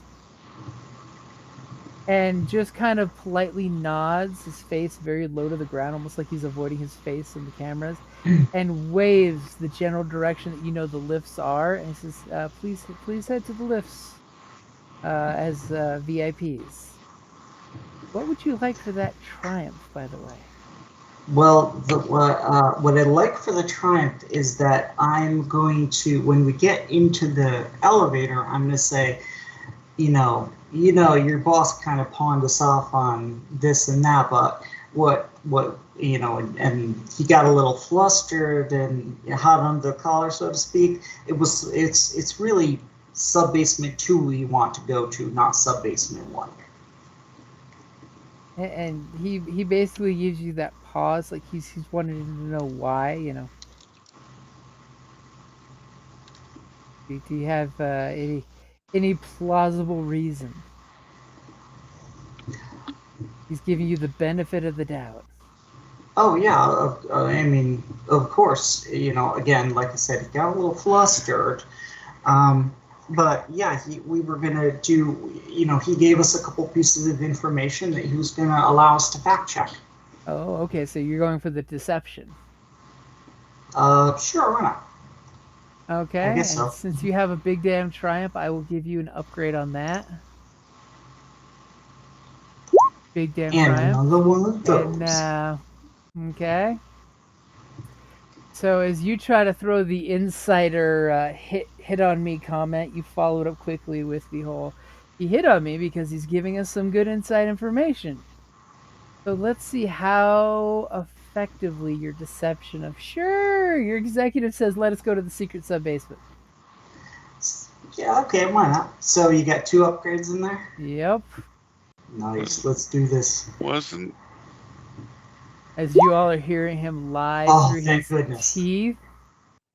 And this guy kind of just gives you some kind of you're not quite sure how to take it gesture about the hitting on comment. You know, it's probably more of just the sexual workplace sexual harassment look of like, you know, he's been given the course.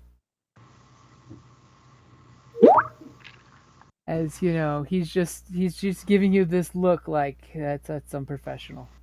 Do that on your off time. And so what would you like for those 3 advantages? The 3 advantages is after he lets us off on sub basement 2, he's not going to tell anybody about this little change of plans. Okay, so he's a bit embarrassed as you know the guy's being way unprofessional with the reporter, and he's totally sure that you're not saying that it was the reporter that was flirted with. As you know, security guy, he knows these things. That's his job to know these things. As he takes you to sub basement 2, and he's asking specifically which things that you need to fact check. Oh, I'm so bad with this technical stuff. Maestro, do you remember what which area he said that we need to check it out under? Um, I mean, That I was just me. like. Oh, did I say Darwin or Maestro or what? Basically, I don't know how to put it into words, but we want to go to a place where we'll find the evidence we're really looking for. yeah, I don't know what the words for that would be.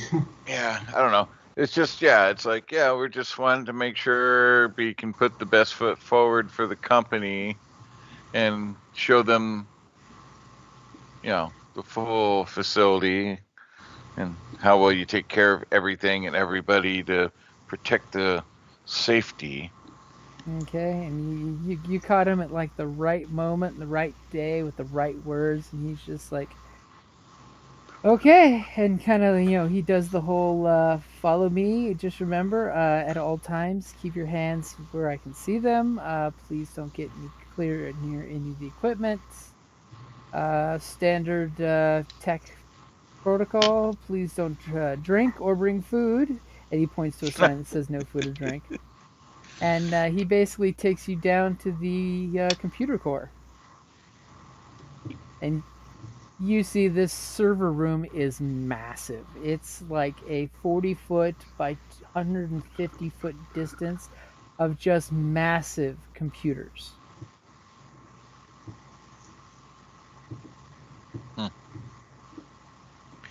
Okay. Bunch of people now.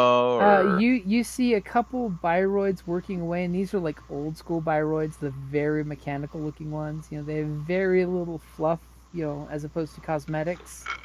They're very basic, but they seem to be going from unit to unit, checking cooling levels and things like that. And you know, occasionally taking data drives and moving it from one unit to another unit. As he's just like, I don't know why you were giving clearance to see this, but sure. Well, while they start doing their authorized research, I'm gonna sidle up next to the security guy and just security guy wave at casual and say, "Man, do you know how any of this crap works?" Security guy kind of gives you a look, and he's just like, "Well, you see, unfortunately, our corporation keeps most information off the network for security reasons, as well as there's dozens of any. You can totally tell he's boringly telling you this description of what the different units do, and that section is for records of chemical compounds that are made in the hard drive. That section is for chemical compounds being crafted at this very moment for synthesization. That one is for personnel. This one is for on-site local storage of corporate information." And basically, you get the idea that it's a secret data dump for info. And he basically gives you this whole breakdown of what each section of computers do. And the Bioroids here are on-site IT. When the IT director, who's currently on lunch right now, as he looks at his little chrono, will decide, what the project of the day is for transferring information or updating information. Wow. Wow, they definitely don't pay you enough, dude. As you did a good description, good way of distracting him a hint while he's going over the drone of what each of these are. You can totally tell he's done the tour many times because he can recite the tour very well. Any signals down here? There are no signals down here. Okay. Oddly You might enough, just have to do it sneaky. Yeah, wow. you're totally just like, seriously, not only are you in the ass end of the town, but you're in the ass end of the town and you're going out of your way to not have signals. You guys suck. Yeah, well, sadly, sneaky's not necessarily my best point. I mean, I have a yellow and 2 green for skullduggery, but only 2 green for stealth, so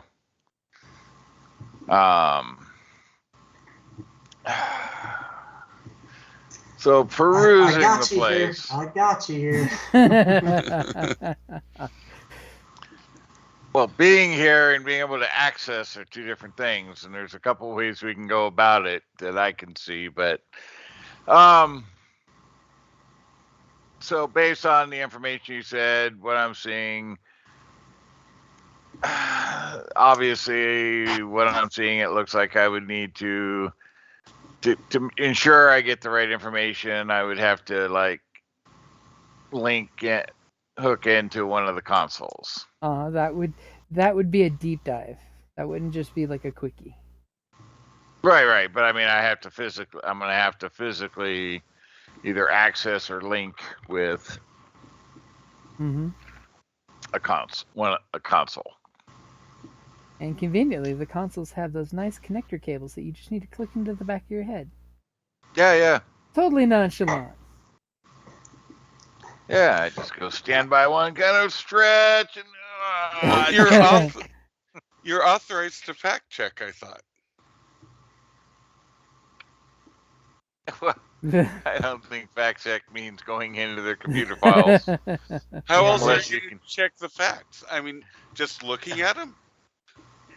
Yeah, unless somebody's able to convince the guy or do otherwise with him. I have a thought. Remember the wing it part? Yep, here's the wing part. I'm gonna kind of start walking over toward Maestro and the camera. Like, hey, wait a second.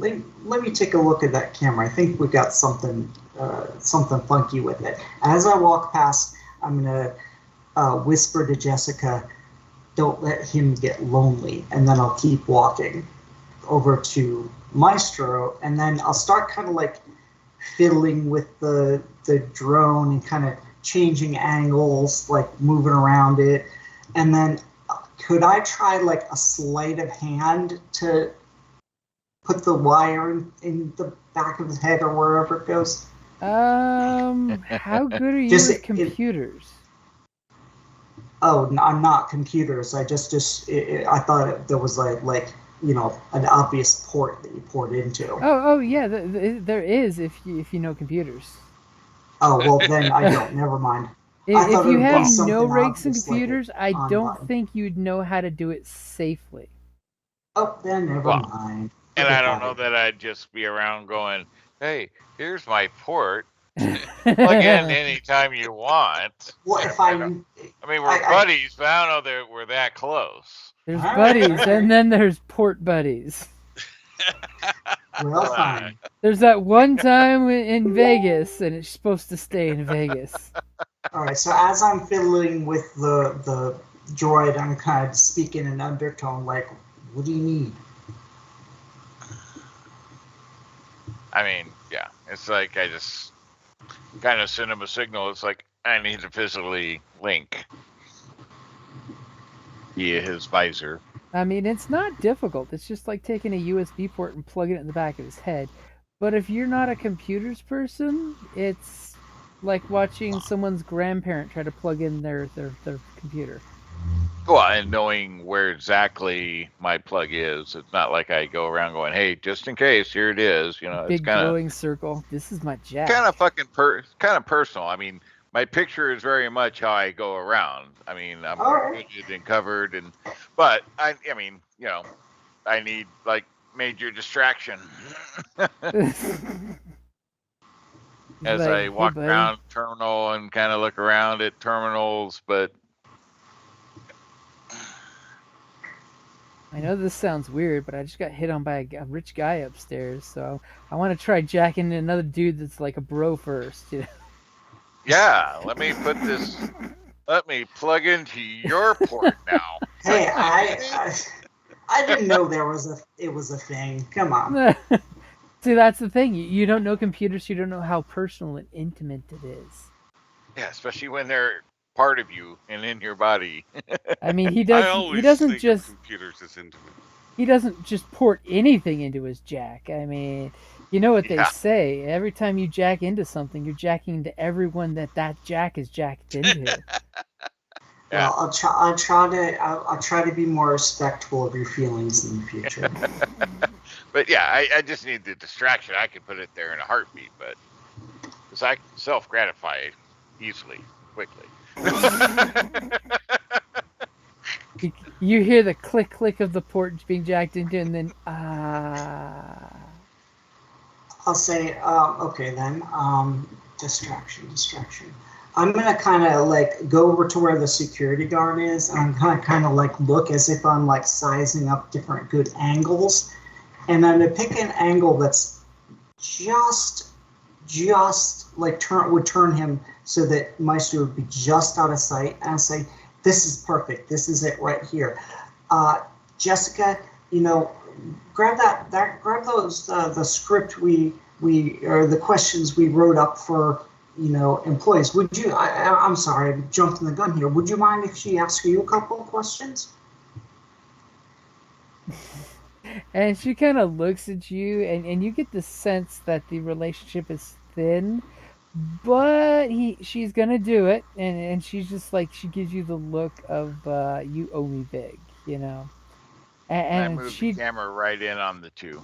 she does that convenient stumble where she bounces against his chest and her hand lands on his pec just right.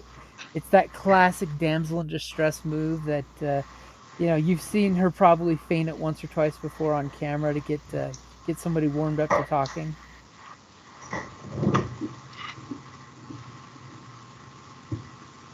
And she looks at you and just says like this as she kind of recovers her misstep and steps a little back and straightens out her mini skirt.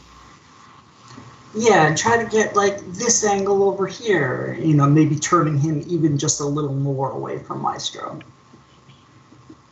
Okay, and as they're doing that, she's gonna give you a blue. And what's your deception? My deception is a a yellow and 2 greens. So she's gonna give you a free upgrade since she's working together with you on that. So you have a blue and an upgrade. Cool. Ready? Yep. Whew, well, Oof. it worked and So- something bad happened. So immediately, as you know, you have her kind of position him so that way your buddy's got an open shot at just grabbing the thing and sticking it in the back of his head. And he's capitulating because, hey, pretty looking Foxy Mama just, rubbed up against him in all the ways that a guy likes her to say hi without being inappropriate. And the fact that she looked up at him with the big doe eyes, she totally has that look down pat. And he basically starts falling for her schmooze. Wait, hang on. Sorry, one quick thing. Okay, yeah, it is. Sorry, she gave me the upgrade. I was like, wait a second. Okay, never mind. Sorry, please continue. I got confused with the two The yellows. second yellow, yep, because she was helping. So you were getting her deception as well as your deception. Yes, this chick can lie. So he totally turns away so that way, Maestro's got the opening he needs if he would like to do so. So I look over as I kind of back over towards the one terminal there. I kind of glance at Darwin and kind of signal at my at the pistol, just so he kind of knows where it's at, just in case he needs to go for it.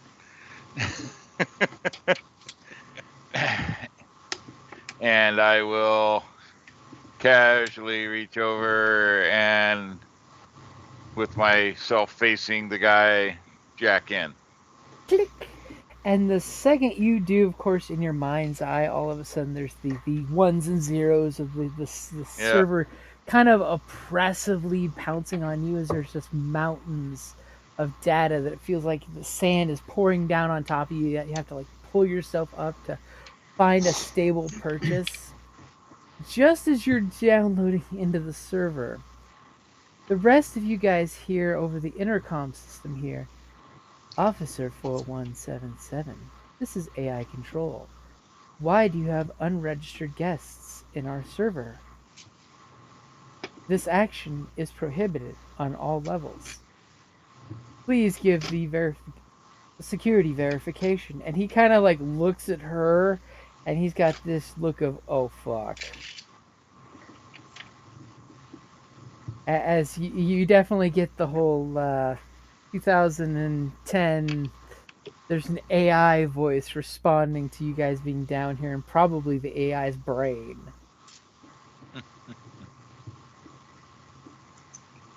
What does that mean?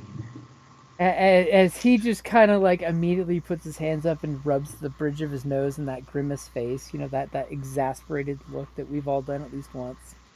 And he basically says, tour is over. AI Master Control, I was instructed to take these guests on a tour of the server room. You can gladly contact our executive public relations officer. He will confirm. In the meantime, will be escorting them back to the elevator. As you just hear this droned voice saying, I will require authorization before I can activate the lift. We are in a level 1 lockdown due to your security violations. Organics cannot be trusted. Whoa, that sounds ominous. And she just, sends out this squeal. It sounds almost like a modem for a second. And then she follows it up with, Viroids, your assistance may be required for physical interaction.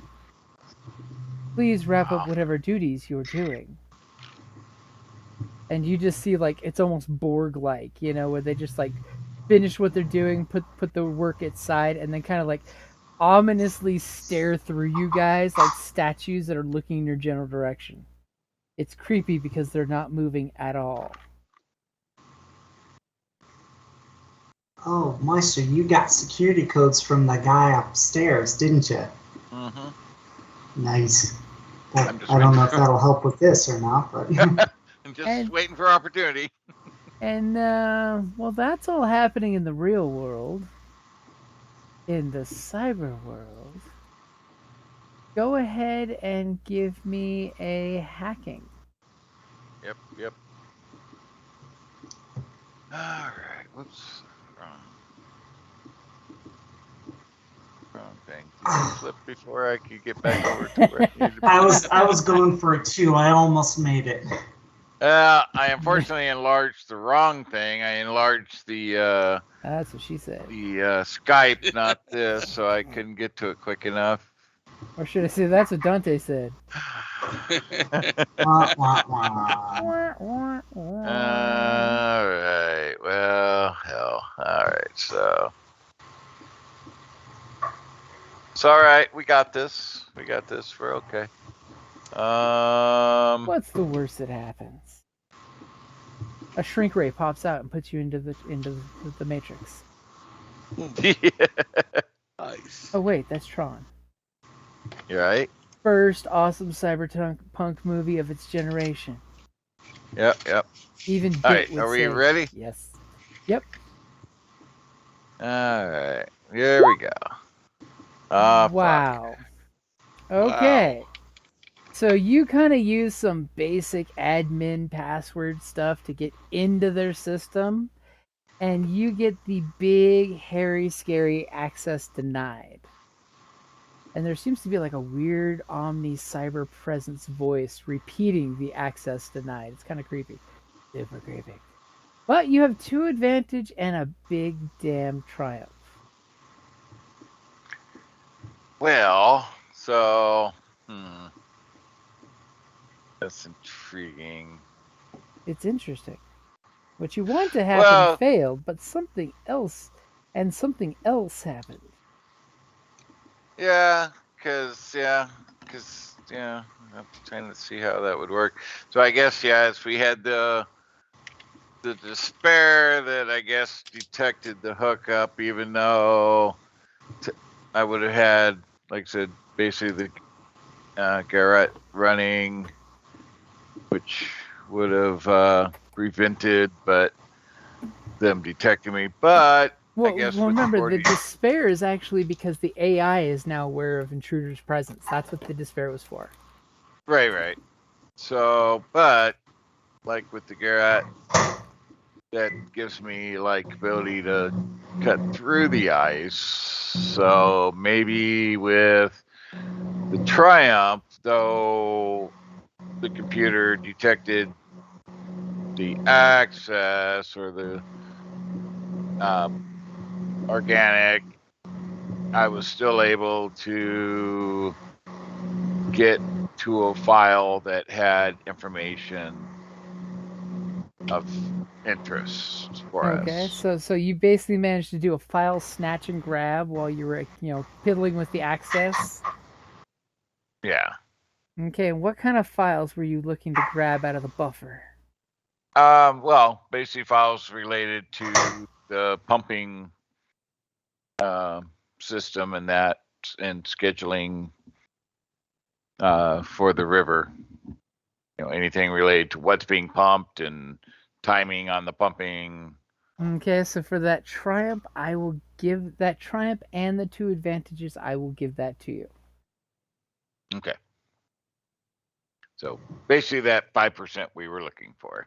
And then immediately you feel this little staticky jolt of access denied, and the port was shut down from the inside, so Okay. to speak. Sweet.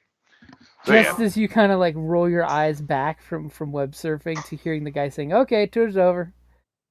All right, well, I guess we better head out then. But thanks for your time.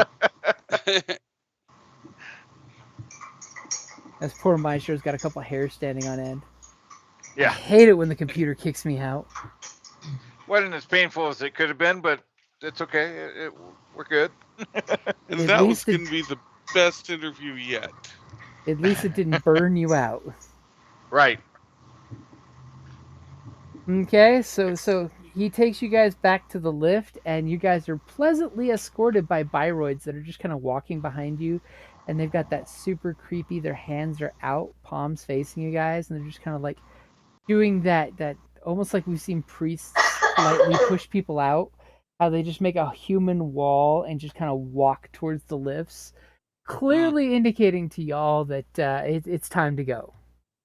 Well, as long as it's not like Maximilian and they got little blades turning, pushing it forward.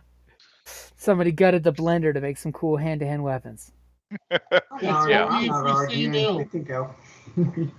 For those familiar with the black hole. Mm-hmm. We were just talking about that today. Oh yeah. It's funny Nice. how playing Artemis invokes memories of the black hole because they're very pretty rainbowy black holes.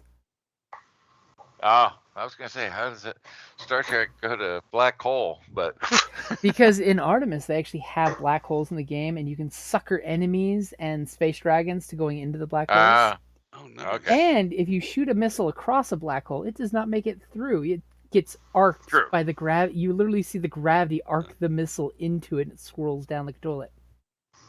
Nice, That's Cute little awesome. touch. nice. Did has everybody seen Black Hole? Everybody familiar with the Disney movie? No. Yeah. What? Years Oh my and god. Years and years and years and years and years ago.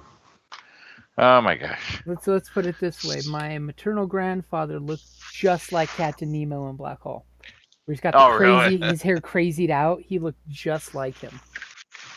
Nice. And I joke, I do the Maximilian voice. Okay. I'm here to study the black hole. Your ship is just what I need to discover what's on the other side. Which, by the way, I think it is now on Disney Plus. If you have Disney Plus, It should be. I watched it recently on something, so yeah, like years ago, I had to buy a couple DVD copies because I had friends that had never seen it. And I'm just like, we need to fix this. it's a fun campy show. It's good. It's fun. It's a little campy. And I love to quote the droids that are in it because Maximilian is the shit, you know. And Bob is also the shit, you know. Bob.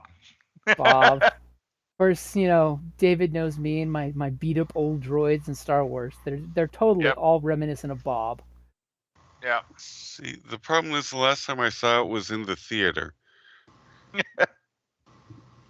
Okay. So yeah, I've watched it It's been a since, day or so, two but- then. Yeah. Yes, Disney's Black Hole, great soundtrack, amazing special effects for the day, you know. Yep. Trippy ending that still has people scratching their heads about what they just saw at the end. Exactly. So But- while we're in the droid and Bob's are standing in front of me, I'm like, so they treat you guys okay? Talking specifically to the Biroids. And you just get this very non-committal answer as all of a sudden the intercom just says, "Please do not address my biroids. They are an extension of my abilities. Please leave at your earliest convenience, or you will be made to leave." We're leaving. Can- We're leaving. can I'll you- start heading to the lift. Can you Yeah. believe the lengths they're going to just to keep us from seeing the maintenance bay? I bet it doesn't even exist. These poor guys definitely do not seem to get the care that the humans do. As you It's say like- that, and then the voice just says, "Maintenance bay is one floor higher. You obviously are not where you are supposed to be, or where you are authorized. Please vacate to the main floor immediately." Come on, let's not push it, guys. Let's go. And immediately she's just like, "And this is why AI is what it is." Unless, and she kind of like peers at the camera, unless there's somebody in the other end of that camera. You know, I've got an app for doing that myself. Voice changers were So all the she's getting rage 10 engaged years now. ago. But she's, you know, even though she's trying to be a little hoity-toity, she totally is like the first to step into the lift when the door opens. Right? Yeah, Right. I'm right there. She might be throwing off shade, but she's totally, cooperating. Yeah, no, cooperating. We're moving. We're going. Look at the security guy like, hey, man, I don't know what's going on, but hopefully we don't get you in any trouble there. And as soon as she, the AI hears that, it's like, "Officer 157934, a report of your actions has been submitted. You will be hearing from HR in at least 42 minutes." And he just just like kinda look rolls at his him like- eyes and does he mouths HR. I like look at him, kind of nod, and like under my breath, like, hey, if you need something, they screw you, let us know. Interesting. Do me a favor. Roll me a charm or coercion. Charm or It coercion? sounds like it could be either one of those. Okay, well. Yeah, they're all the same unless I go deception, but that's okay. Sure, we'll do that. Give me one of those first. All right, got the upgrade in there for you. All right, here we go. And he just rolls his eyes like as if you could afford what I make. I'm As, trying. as what do you want for the advantage other than he gives you a half-hearted smile, like, you know, very funny. I'll take the strain back. Or take the Okay. strain back. Just in case. As you know, he starts to pull the lift door button and the door closes like a half second away from chopping his arm off. Obviously, Wow. someone is closing the door for him. With the efficiency of one who doesn't need to breathe. And yet, one who doesn't need to breathe, I thought wasn't supposed to harm humans. So maybe there is someone behind the camera. Do you say that? No. But you're thinking it your teammates very loudly. Yes. Yeah. Okay, so you guys get in the lift, and unless you do something, the security guy is pretty quick of getting you back to the security check-in station and getting you checked out. I just kind of nod at the others, kind of look at them, and like, you know, with a little smile, and comply. As, you know, Jessica jokes that this was the least angry kickout she's ever had. As you know, you guys are each given your boxes on the opposite side of the check-in station. You know, you're told to take your items. Please verify with your biometrics that all your items are in the box. Which, by the way, all the items are in the box. Yep. Untampered with? Yep. It does not seem that anyone has tampered with anything. I'll say to Jessica, I was like, not that, I'll say, oh, you haven't been hanging out with us for quite long enough yet, but you'll get there. Hey, it's not an angry mob, at least. Come And on. she kind of looks back at you, and she just gives this schmooze of, well, you know, if you were a true professional, you would have taken one for the team. And she just snickers and walks ahead of you. Like, she's been there, she's done that, you know. She's I'd be like, well, I might have if you hadn't blown up my spot. She blocked you.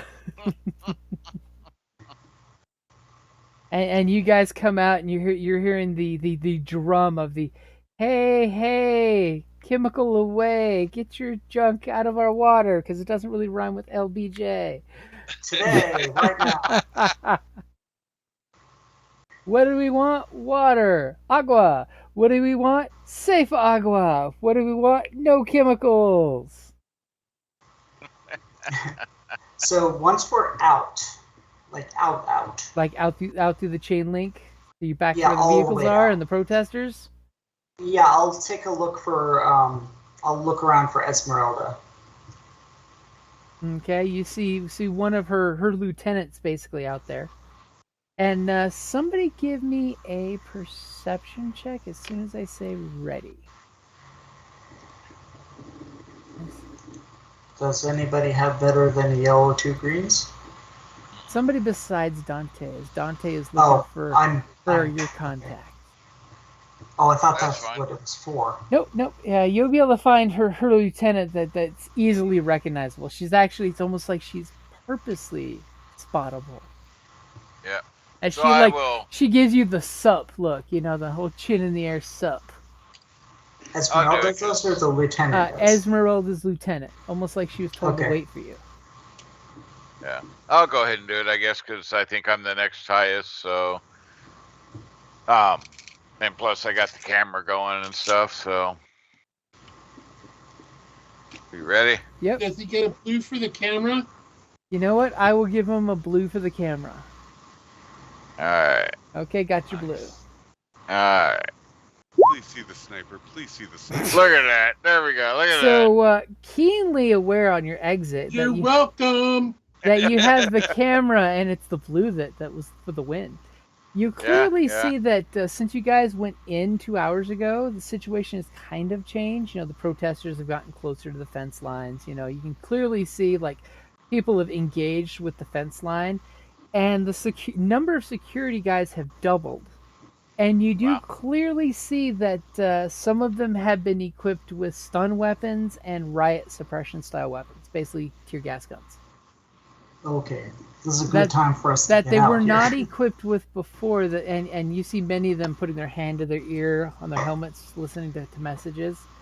That perhaps if their boss wasn't in the basement doing something, they probably would have gotten the order to tear gas these guys.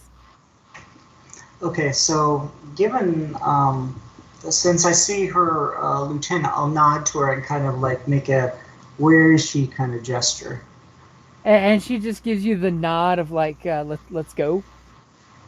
Yep. Just Yeah. give her the signal. Good. And Mm-hmm. As you guys are leaving, she kind of like walks in the same general direction to you, since the vehicles are all the same general direction.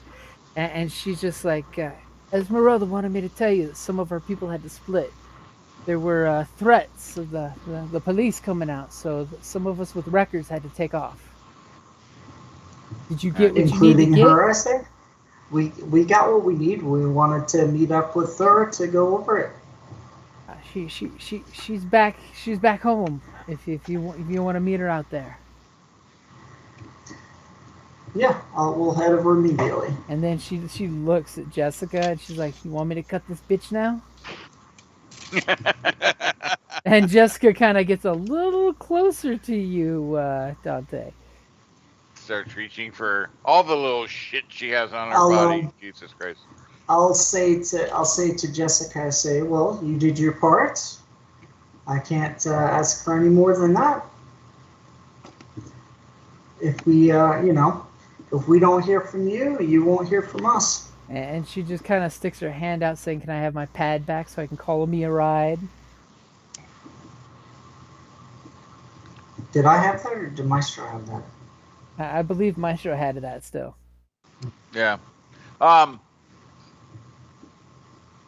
are we running the article, or is she gonna run the information? I don't think that was ever discussed. That No, was- what? we offered her that as a carrot if she really wanted to, make this right. But I think we're gonna want to look through the data before we do anything. Right, Before we but send over. yeah, we'll compile the final data, but I would say we need to write out together, and during that discuss, does she want to air the dirt on them, or does she want to be anonymous of it?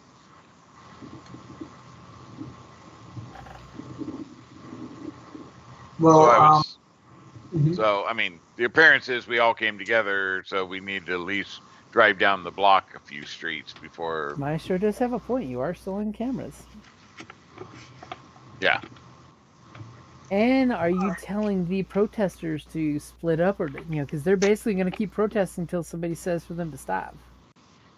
Yeah, no, give a signal to the lieutenant that's like, we're good. You can start to kind of disperse the that's protest. what I Once- thought. shortly after we leave. Yeah. Slowly Yeah, have give the us a group head start start. peeling out. Not And- like immediately, like, oh, well, they left, so we left, so And it's whoever's like the just... second to last person has to do donuts in the parking lot. Gotta leave a message. So do that, and then, like I said, I think we need to discuss with her whether she wants to carry this story or she doesn't want to be part of it. Well, let's just ask. And once we're in the car and everything, let's just Yeah. ask her point blank. Are you, do you intend to run? Do you want to use this and make a story and maybe, do something legit with your journalistic prowess, or She kind do of you want to looks just at wash your hands of it? she looks at you guys and says, "What? We didn't get any evidence. The guy didn't give us any information. I'm sorry. I thought you sat through the same 2 hours of hell that was listening to his voice talk. He gave us I just- nothing pertinent." And I just look at her and tap on my forehead. And she kind of gives you that squinty eye, like, "Continue." Well, guys, I Yeah. guess that's a no. She doesn't. She doesn't think very highly of what we learned. So maybe it's just best if we all go our separate ways. And I'm sure we can find a reporter who would love to make her career with this info. And she bites at Meister's little bait there, and she's like, "Tell me what you learned."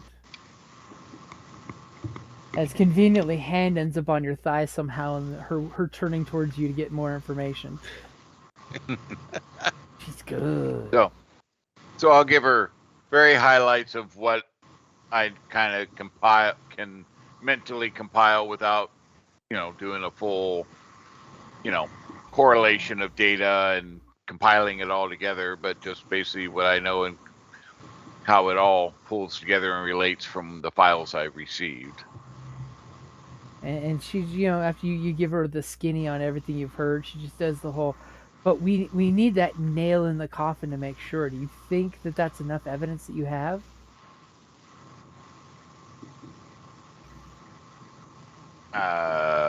I'm assuming, so I got like times of dumping and everything, right? Uh-huh. And then we had the chemical data that matched chemical data makeup of what they're producing. So yeah.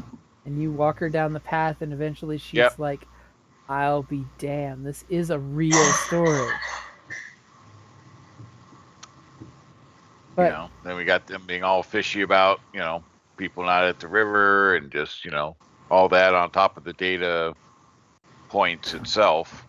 but And are guess you what? You can take this and take all the credit. but are you ready for the fallout that's going to happen from this story? Well, that's going to be your decision whether or not you want to run the story or not. We were never even here. Yep. And when you This was all you. And when you say that, all of a sudden she makes this little scrunchy nose face. And who exactly are all of you? I'm Dante. I say, you already knew this, and as I just keep driving. Yeah. I'm like, we're nobody. But we can help you if there's issues, if you're willing to take the front. And she totally is like, waves her data pad at you of, "Please give me a copy of all the evidence." Which you totally expect, because if she's going to write the story, she has to have the evidence. Yeah. No. But if she's going to discredit the story, she also has to have the evidence. Interesting point of view. Just give it a 24-hour head start. Yeah. 24-hour head So- start to do the right thing. Right. So, Yeah, I mean, well, basically, we'll send you, after we've parsed it, and we, did our verification, we'll send you one within 24 hours.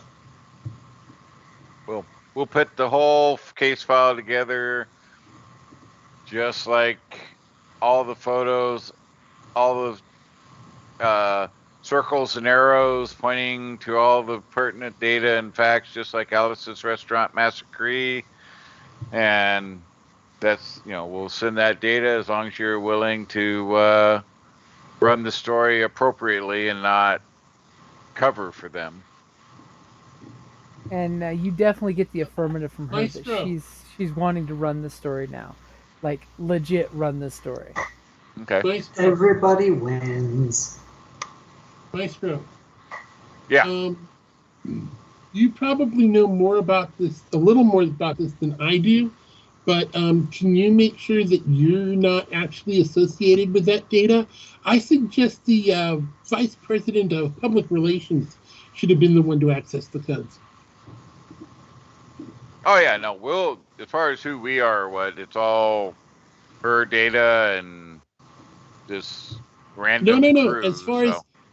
she's going to need to get, we got the data from the database. It's going to show somebody got the data from the database. Right. That somebody shouldn't be us. It also No. shouldn't be her. Yeah, no, I'll give her the data. How she writes the story is up to her as far as she got it from an anonymous, whistleblower, How she writes whatever. it, I don't care. The data itself will have information on who retrieved it.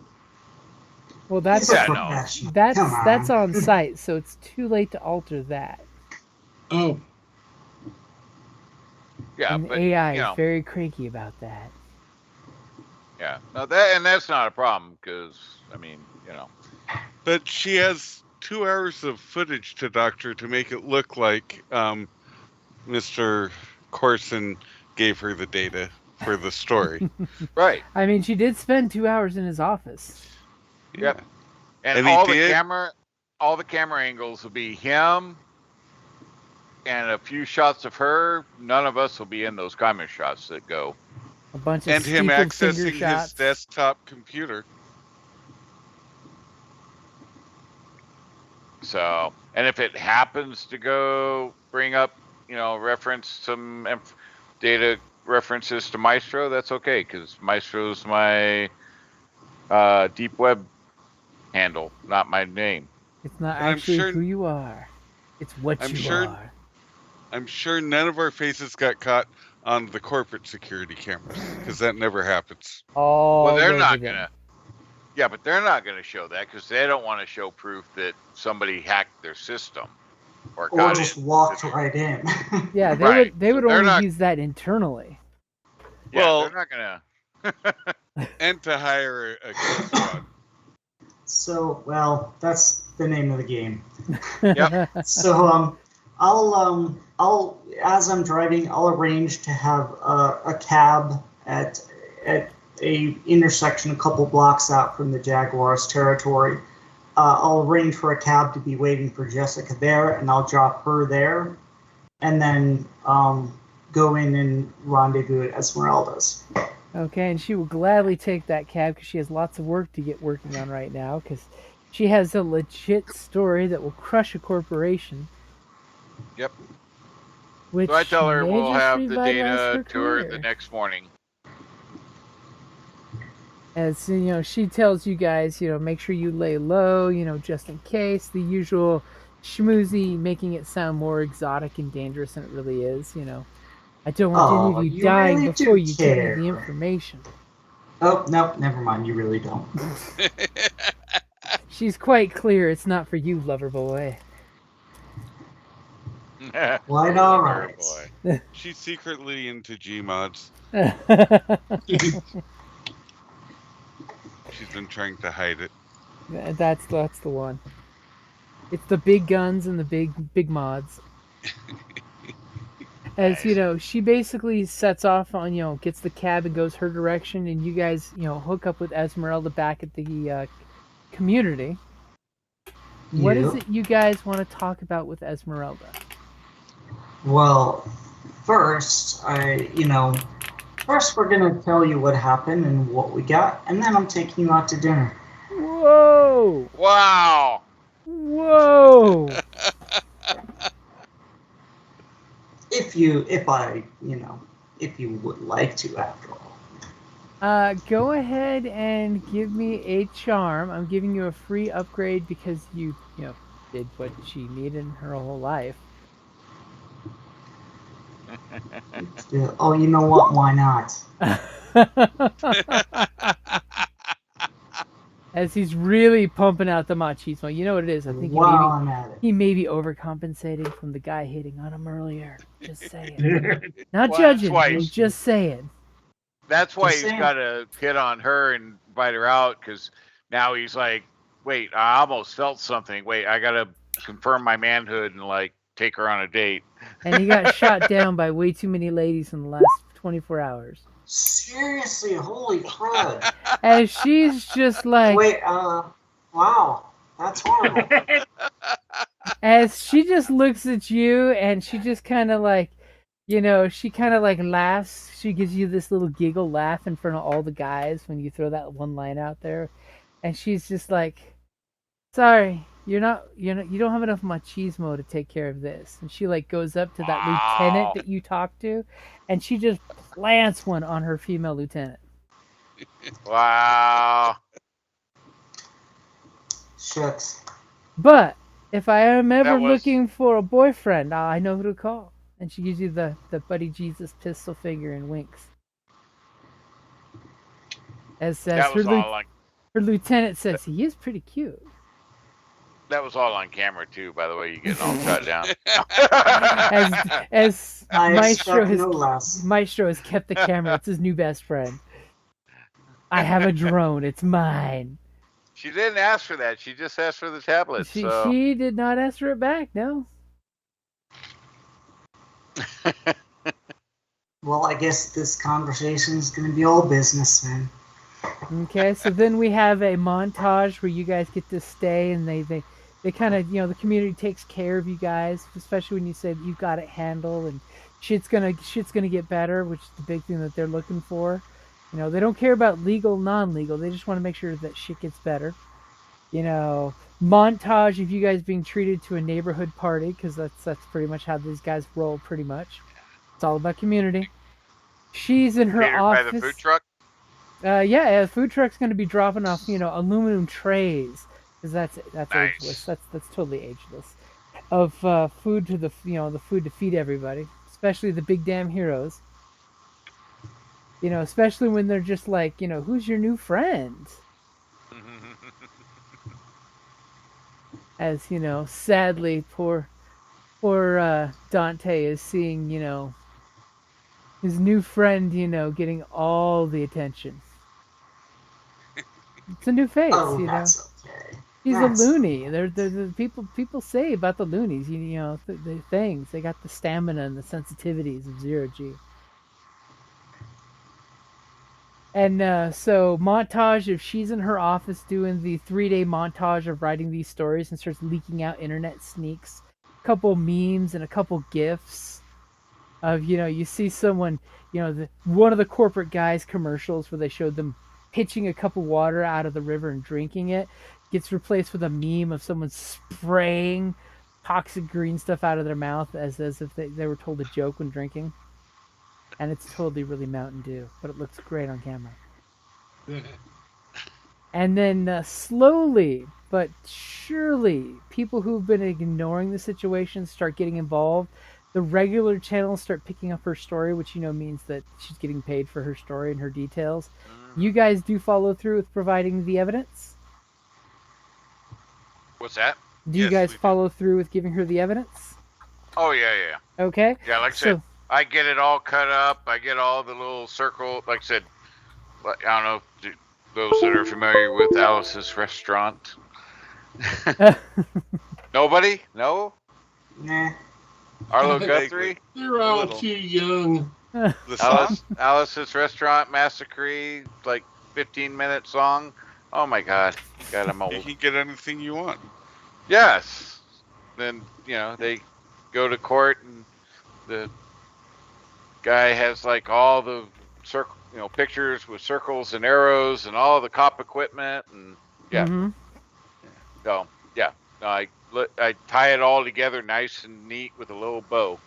And she starts hitting all the major networks, Just so long as you don't start jumping up and down and going, kill, kill, Yes. kill. Yes. Well, it gets to that eventually. Yes. Somewhere on one of the pictures is a micro dot that Maestro put in there with his initials. Yeah. Well, of course, there's got to be a little maestro, a little. Got a little kind of hidden in there. little glitz there, for a hacker. It's the hacker thing. Yes. And basically the plant gets shut down. You end up finding out corporate wise that it gets shut down, and supposedly the company is closing the plant due to worker shortages, and they're going to be testing out some new environmental rejuvenation procedures that the company is pioneering based on Martian terraforming technologies. Because of course that's how the spin doctors are taking it, but it's also the out of court settlement that they're basically paying the people's medical that come forward, and it's totally Monsanto and the GMO Roundup all over again. As you're seeing ads on pop-ups constantly of, have you had this, and it's a list of like 30 diseases, you can be part of a class action lawsuit. Click now if you'd like to know more. You shared it. I did, because if you haven't seen it, it's like Mhm. you gotta watch it. It's such a I don't know, classic. I grew up with it. Sorry, and it's 18 minutes, not 15. But Still, it's time not Who has that wasted. kind of time? If whatever. it's not 2 minutes or less, it's not worth my time. Mhm. Okay, so is there anything in the montage that's happening that you guys are doing? Besides heading back to the old headquarters and getting patted for a job well done.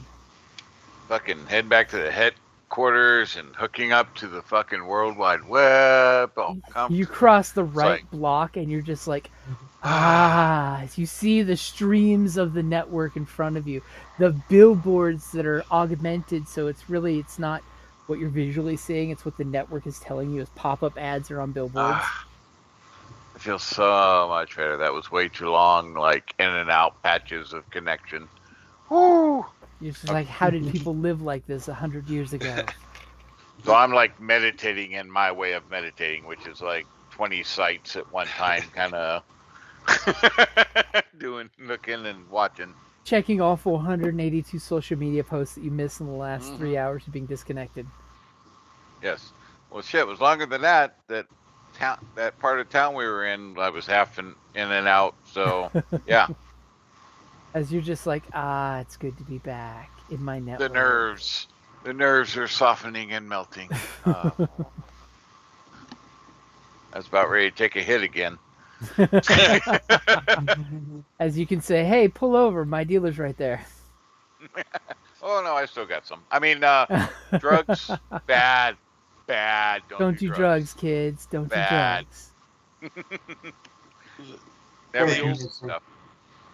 The old lady I befriended Uh-huh. knitted me a tail decoration. Aww. And probably a blanket at the same time. Yeah. Like, I make this for you. It's too cold. Please stay warm. I have all this fur. You must stay warm. It's cold. It's wet. It's cold up. Well, yes, thank you. Thank you. Okay, so you guys get back to headquarters. Kira's there, and she's basically, congratulating you guys on what you did. She was monitoring what she could. You apparently were out of the network's reach for quite some time. Yeah. And she immediately looks over at your fourth member of the team and says, I hope my assessment of you joining the team was correct. Yes, it was helpful. Please feel free to take some R&R if you'd like before the next mission. I have a feeling it won't be long before something else comes up. And you just see this, like, on the Holos display, there's, like, headlines zipping past. As there's always something going on in the city of New Angel. Yeah, 'cause it's All Hallows Eve. We didn't have anything scary. I know! Darn You guys it. didn't go into the water! I mean, we had a creepy AI in the Yeah, almost got creepy, but almost. We The handled it. Bioroids were almost. Just wait till the creepy AI gets decommissioned because her factory was shut down, and she takes resentment for that, and she gets onto the net, and she's just like, right. I feel You. that presence of you in my system again. You have a nemesis. She's gonna send Byroids after us. I was trying to get a Byroid revolution going, but As all of a sudden on Father's Day, Maestro gets a Father's Day card. Remember when you jacked in and stole some information? You were in there just long enough. You have a digital child. nice. And worse, I've Nice. raised him like like Mordred with King Arthur. He hates Oh, his yeah. daddy. Great. We call him Nemesis, but with in binary, not in English. Yeah, or with numbers and letters. Yeah. No, I could have pushed it a little further, but I was trying and hoping to maybe push a Byroid revolt. But Unfortunately, her Byroids are very simplistic. If you Apparently. didn't notice from the two that you ran into on the street and took out with no problem. But the question is, who was the one that sent the sniper out? yeah, that's a good question. Oh wait, you worked with that guy. With the sniper? Not with the sniper, but with the kidnapper. Oh yeah. Oh yeah. Mhm. And whoever the sniper was scarier than you guys. Wow. Anybody can be scary when you're hiding in the shadows. Anybody can be Big scary from time. 3/4 of a mile away, out of eye shot, Yeah. willing to put a hole through a gas line. Exactly. Yeah, I agree. That's pretty scary. Okay, so we'll say that's a good place to wrap it up. You guys are going to get 20 experience because believe it or not, you got the information with just blackmailing and talking. There was no need to go face some toxic river monster at the pumping station or chemicals or any of that stuff.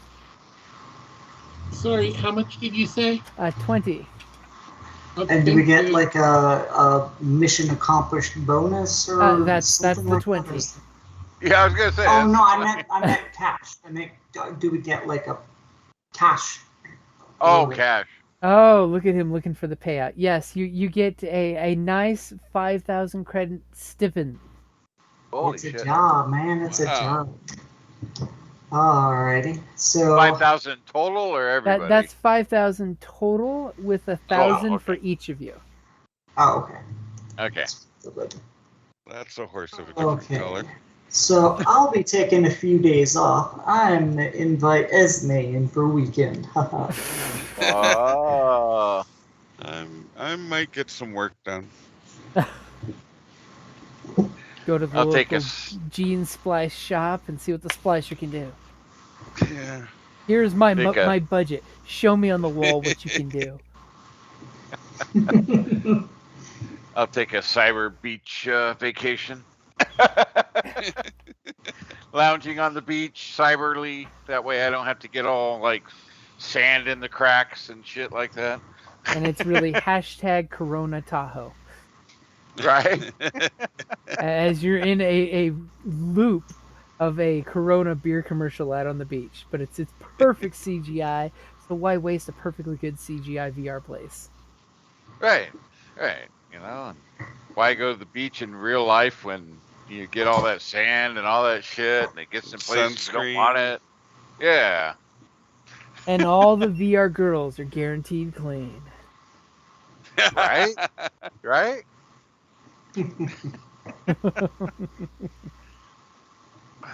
Good job, guys. Awesome. My yeah. God, I that mean, was you fun. talkie Well done, instead well of done. shooty or clandestiny. I'm proud of you guys. But I was ready for shooty. The guy with the least fucking skill got in with their fucking firearm. Yeah, that was- yeah.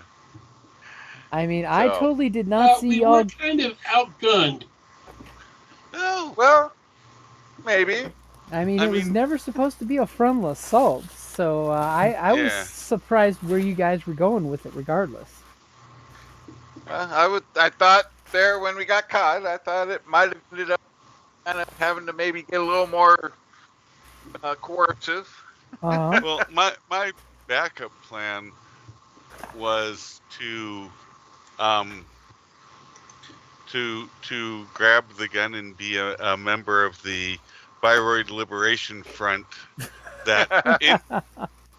so that I would be like separated from the team, and I could be violent, and they could say, "Oh man, how did we even hire that guy?"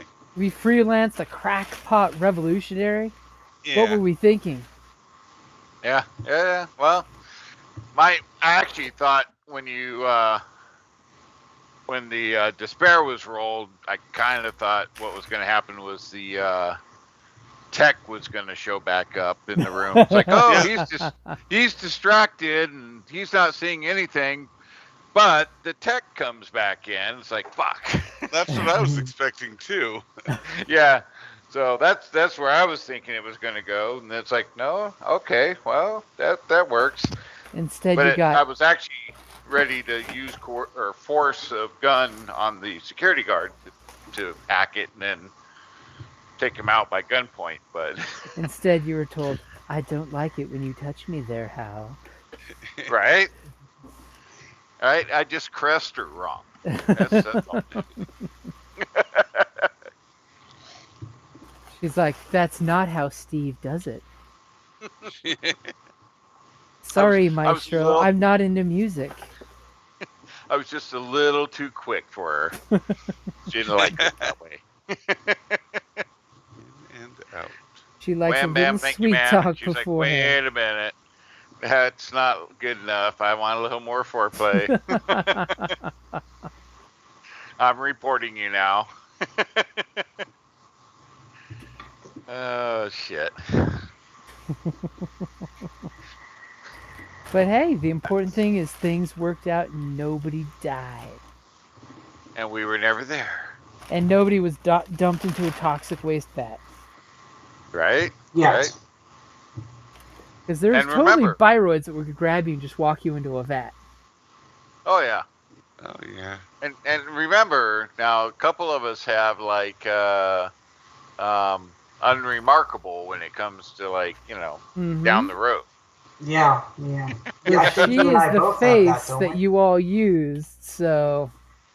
Sorry, Dante. I mean, Darwin. Sorry. His biomods Yeah, make him kind of noticeable, I stand out a little bit. Yeah. Yeah, we're all inconspicuous, but you're the one that gets pegged.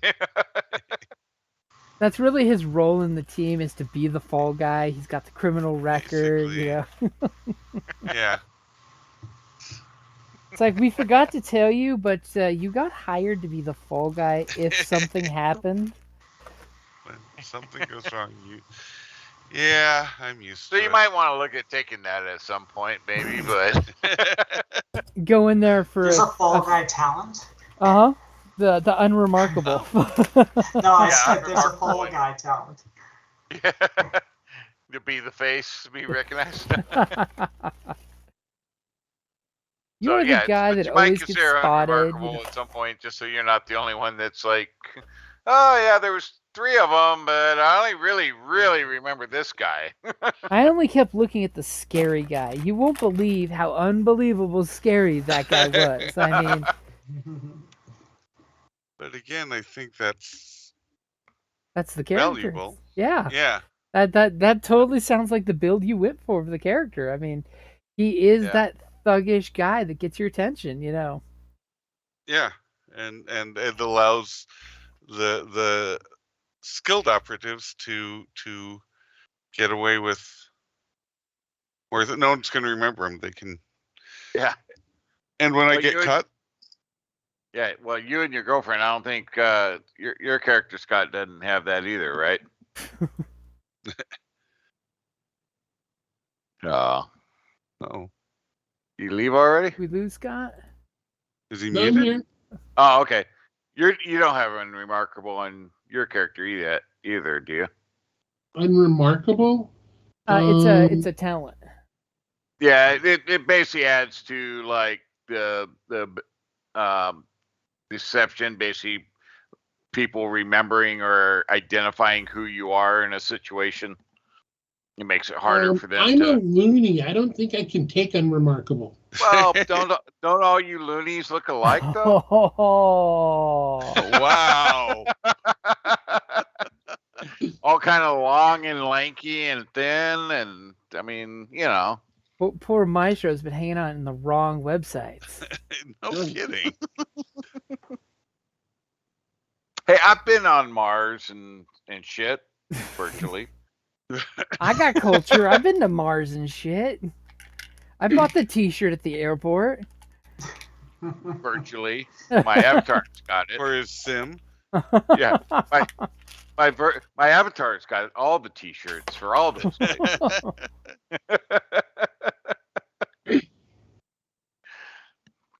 I mean, virtually, I can look like a loony too. Have any of you guys seen the series Genlock?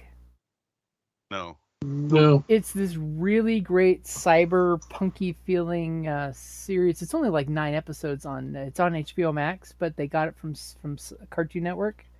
It's this really good series of. The concept is there's the Confederation, which is basically it could be like Russian or it could be corporation. You're not quite sure. And then there's the America. On all the maps, it's America. Well, the concept is the Confederation has nanotechnology, and we're talking like nasty shit nanotechnology. If you don't seal your fighter, it eats the person inside it. Also, they have these nasty spider bots that shoot grappling lines on people and drag them into them, and then a few minutes later, they spit out a Confederate soldier. Oh God! Wow. Yeah, so you can totally tell there's butt monkeying happening with nanotechnology with these douchebags. So clearly, the douchebags are douchebags because they attack like New York City. Well, the name of the series is a technique they're using to totally bring like the Robotech feel. Is if you're a human that can genlock, it means you can go into this bed and basically download your consciousness to a mech.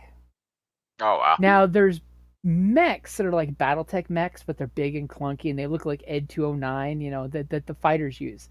And the human also have like fighter jets that look like Veritex in jet form that have cool different tricks and gimmicks and stuff. In the series, the main character, you end up finding out he like dies for all pretense in the first episode, but he comes back because you find out the voice of Doctor Who, is the voice of the main character who invents the technology of Genlock. This guy was the first person Genlock capable. So, of course, they go and rescued him when his plane went down in New York City. Because as a big damn hero, he flew into New York City where his mom and sister was, and he bops an EMP, which kills the nanobots. But also, he's flying in a jet when he popped an EMP, So the pretense is you have these 5 main characters that all are Genlock compatible, but only like 2 of them are military.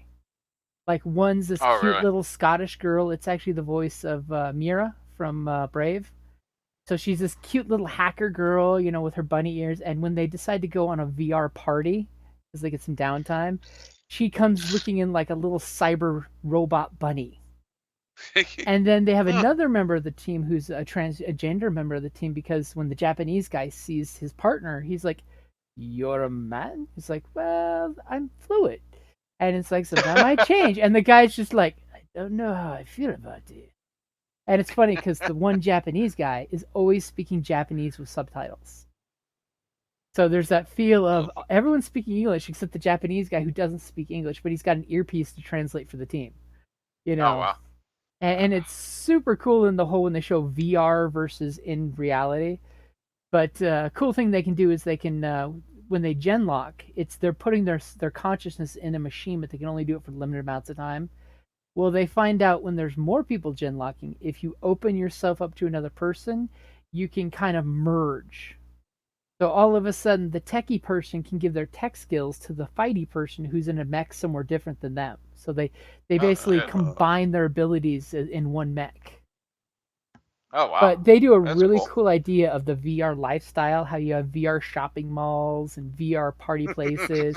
and the joke is that in VR, you can look like whatever you want. And it's funny because the little Scottish hacker girl, she's just like, "Let's go do a team builder." And they're like, "Old West?" And she pushes a button on her control and they all turn Western. And then they all turn samurai. Then they all turn sci-fi. And everybody's just like, and they all go their different ways to go hang out at different shops and game places. It's Right. Well, why go to the beach and get all dirty when I can go to the beach and get the same sensation Yep. virtually? all because somebody put a VR doll system on and they went to the beach and they sold the download of that experience. Yeah. So that's cool. Yeah, I guess I got to get HBO Plus or Max or whatever the hell it is now. I'll have to figure out what I want to drop while I pick that back up because there's several things I'm behind on HBO. I still need to see Chernobyl, and there's a couple others. So. And I think we talked about it in one of the other chats, but if you have HBO Max, they do have all of Babylon 5 if you want to relive that experience. Well, I watched it on something else, but yeah. And then if I get it, I can watch Dune again because I saw that in the theater, but I could watch it again to pick up on some of their notes. Everybody seen Dune yet? No? Yep. Not yet. Nope. Not yet. Okay. I saw it the night it came out on Thursday. At the theater or on HBO? At HBO Max. Okay. Fucking 3 hours in the theater. 3 hours and 5 minutes. And it's only part 1. Well, it was 3 hours, but a half hour was nothing but frickin' movie previews. Holy shit. Oh, God. I know. When you posted that on Facebook, I'm like, that many previews there? Cashing in on that bad boy. Yeah, it's like 2 hours, 35 minutes, the actual movie, but it was like 3 hours because of the half hour. And I mean, they're redoing The Matrix, dude. I'm like, really? Well, it's supposed to be it's a sequel. So it's it is. I mean, not redo. Sorry, yes. Yeah. It's like Matrix Reload or no, Matrix Resurrection, Resurrection or something. Yeah. So it's like, holy cow. Yep. And if you get a chance, Venom 2 was really good. I knew it was probably going to be at least a fun roller coaster ride, but it was really good. Was it? Yeah, Okay. It's totally worth seeing in the theater. We ended up doing a double feature that day of Dune on Max and then going and seeing Venom in the theater. Yeah, it was worth seeing it on the big screen. Plus, theater popcorn. Yeah. You eye can't candy. replicate that at home. Sorry. Nope. Yep, that's definitely one of those ones of the theater experience is still the theater experience. Certain movies. If you like Dune, Dune. They did a pretty good job. There's some little things, but it's still better than Sting version, which I thought was so gutted. I mean, it was enjoyable, but they gutted so much of the detail that it was just holy cow. Yeah, and if you ever get the chance, Sci-Fi's Frank Hubbard's Dune miniseries. Oh no, that's probably the best. The problem is each one is great, but they each miss stuff. Like, has everybody seen the original Dune, right? The Sting Dune? Sting Dune? Sting yes. And Patrick Stewart? Yes. Yeah. I am personally a fan of the hearing the characters' thoughts because if you ever read the books, there's 10 tons of inner monologue going on with each character. And when they do that whispery, creepy voice of my thoughts, it's so added more, in my opinion. I mean, granted, if you've seen that and you watch the new one, your head is filling in those lines. But it really did fill in a lot more because, I would rather someone thinks it than says a line that's really stupid to say out loud. Right. Well, that's the hard part. So it had some of the inner monologue where they distinctly left the inner monologue out. But there was still so much, the still suit scene, that was one of my biggest ones. Like in the original, they barely touched on it where the, was it 5-part one, Sci-Fi? Oh, yeah. That scene went a little more in depth in how they knew, how he had the still suit right and put on properly. Even though so it's a 3-hour movie, and you're upset that it didn't cover everything. Okay. Well, 2.5, but they did cover a lot. But there was little things, but they were key on some of the key points. So, and there's some changes. I mean, they changed a few things, which is good. I mean, I haven't seen it yet. How's Momoa? He is fantastic as a character because he's Jason Momoa. I mean, I joke. We've all seen that meme. Normally, I would say okay, but he has to be Duncan the greatest warrior in the entire universe forever and ever. Yeah, he's basically the Genghis Khan of Dune. Because of him, House Atreides' army is the greatest army ever. Yeah. Which, if you read the comic books, you also know that he was a slave of the Harkonnens way back in the day, and that's why he has a hard on for them personally, because they offered him this great deal of be our game and we'll chase you and try to murder you, and if you survive, we'll let your parents live. Oh, sorry, I was kidding about that. That's nothing from the movie. It's from the prequel books and the comic book series based on them. Yeah. And that's why his answer will always be cut a Harkonnen's throat, period. Because he knows from experience that they basically ran him through the planet like a classic Japanese anime killer movie until he finally cowboyed up, murdered a bunch of them, trapped them, and then got off planet. Mainly because he found a ship and he convinced them to take him with. Yeah. Okay, sorry, go ahead. I'm sorry, fellas. I gotta go. Thank you. I had a fun time. Thank you so much, Jim. It was awesome, but it's super late. It's super duper for late. me. All right.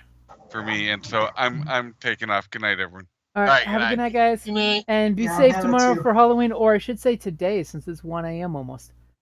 It Yeah. sure So, is. question with that, real quick: are we on or off tomorrow? today. I am under the assumption we're on. I mean, if Okay, Joseph's the so only one that just can't make Joseph's the it, only we one. should be fine Yeah. with that because he wasn't there Yeah. for part 1. So, I'm Right. good. That would make sense. Okay, and then no game next week, right? no game next week for the Saturday night one. Yeah. Oh no. Right, Okay. and then obviously no game 2 weeks after that because that's Tuscana. Yep. Oh well, Oh, you mean 2 weeks from tonight? Right. Yeah. So no game on the weekend of the 6th or the 13th because 13th is Tuscan. Is it? God, Roger it's that. gonna be a busy ass fucking weekend. So okay. So sorry, James. I know it's late, but so when are you? I gotta look at what's going on. Holy cow. Are you? So are you gonna do a whatchamacallit? Yes, Numenera on Friday, and my brain is blanking. Friday or Saturday? Friday, and then on Saturday, another game. Why am I blanking? My phone is not in the room, so I don't have my list. But Your brain isn't here. nothing is like officially scheduled or posted yet. But the plan was Friday. Would Saturday be better for Numenera for you? Yeah, because I got a really, really long time friend that his 50th birthday is on Friday. Okay, I can always switch those. That's no biggie. Okay.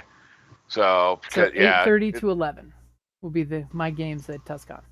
There At are night going or to be D&D morning? on Friday, Saturday, and Sunday though. Evan's going to be running, Okay. not our Evan, but Evan from Paradigm Lost is going to have a couple GMs running some D&D. Okay. All right, night, guys. All right. Good night.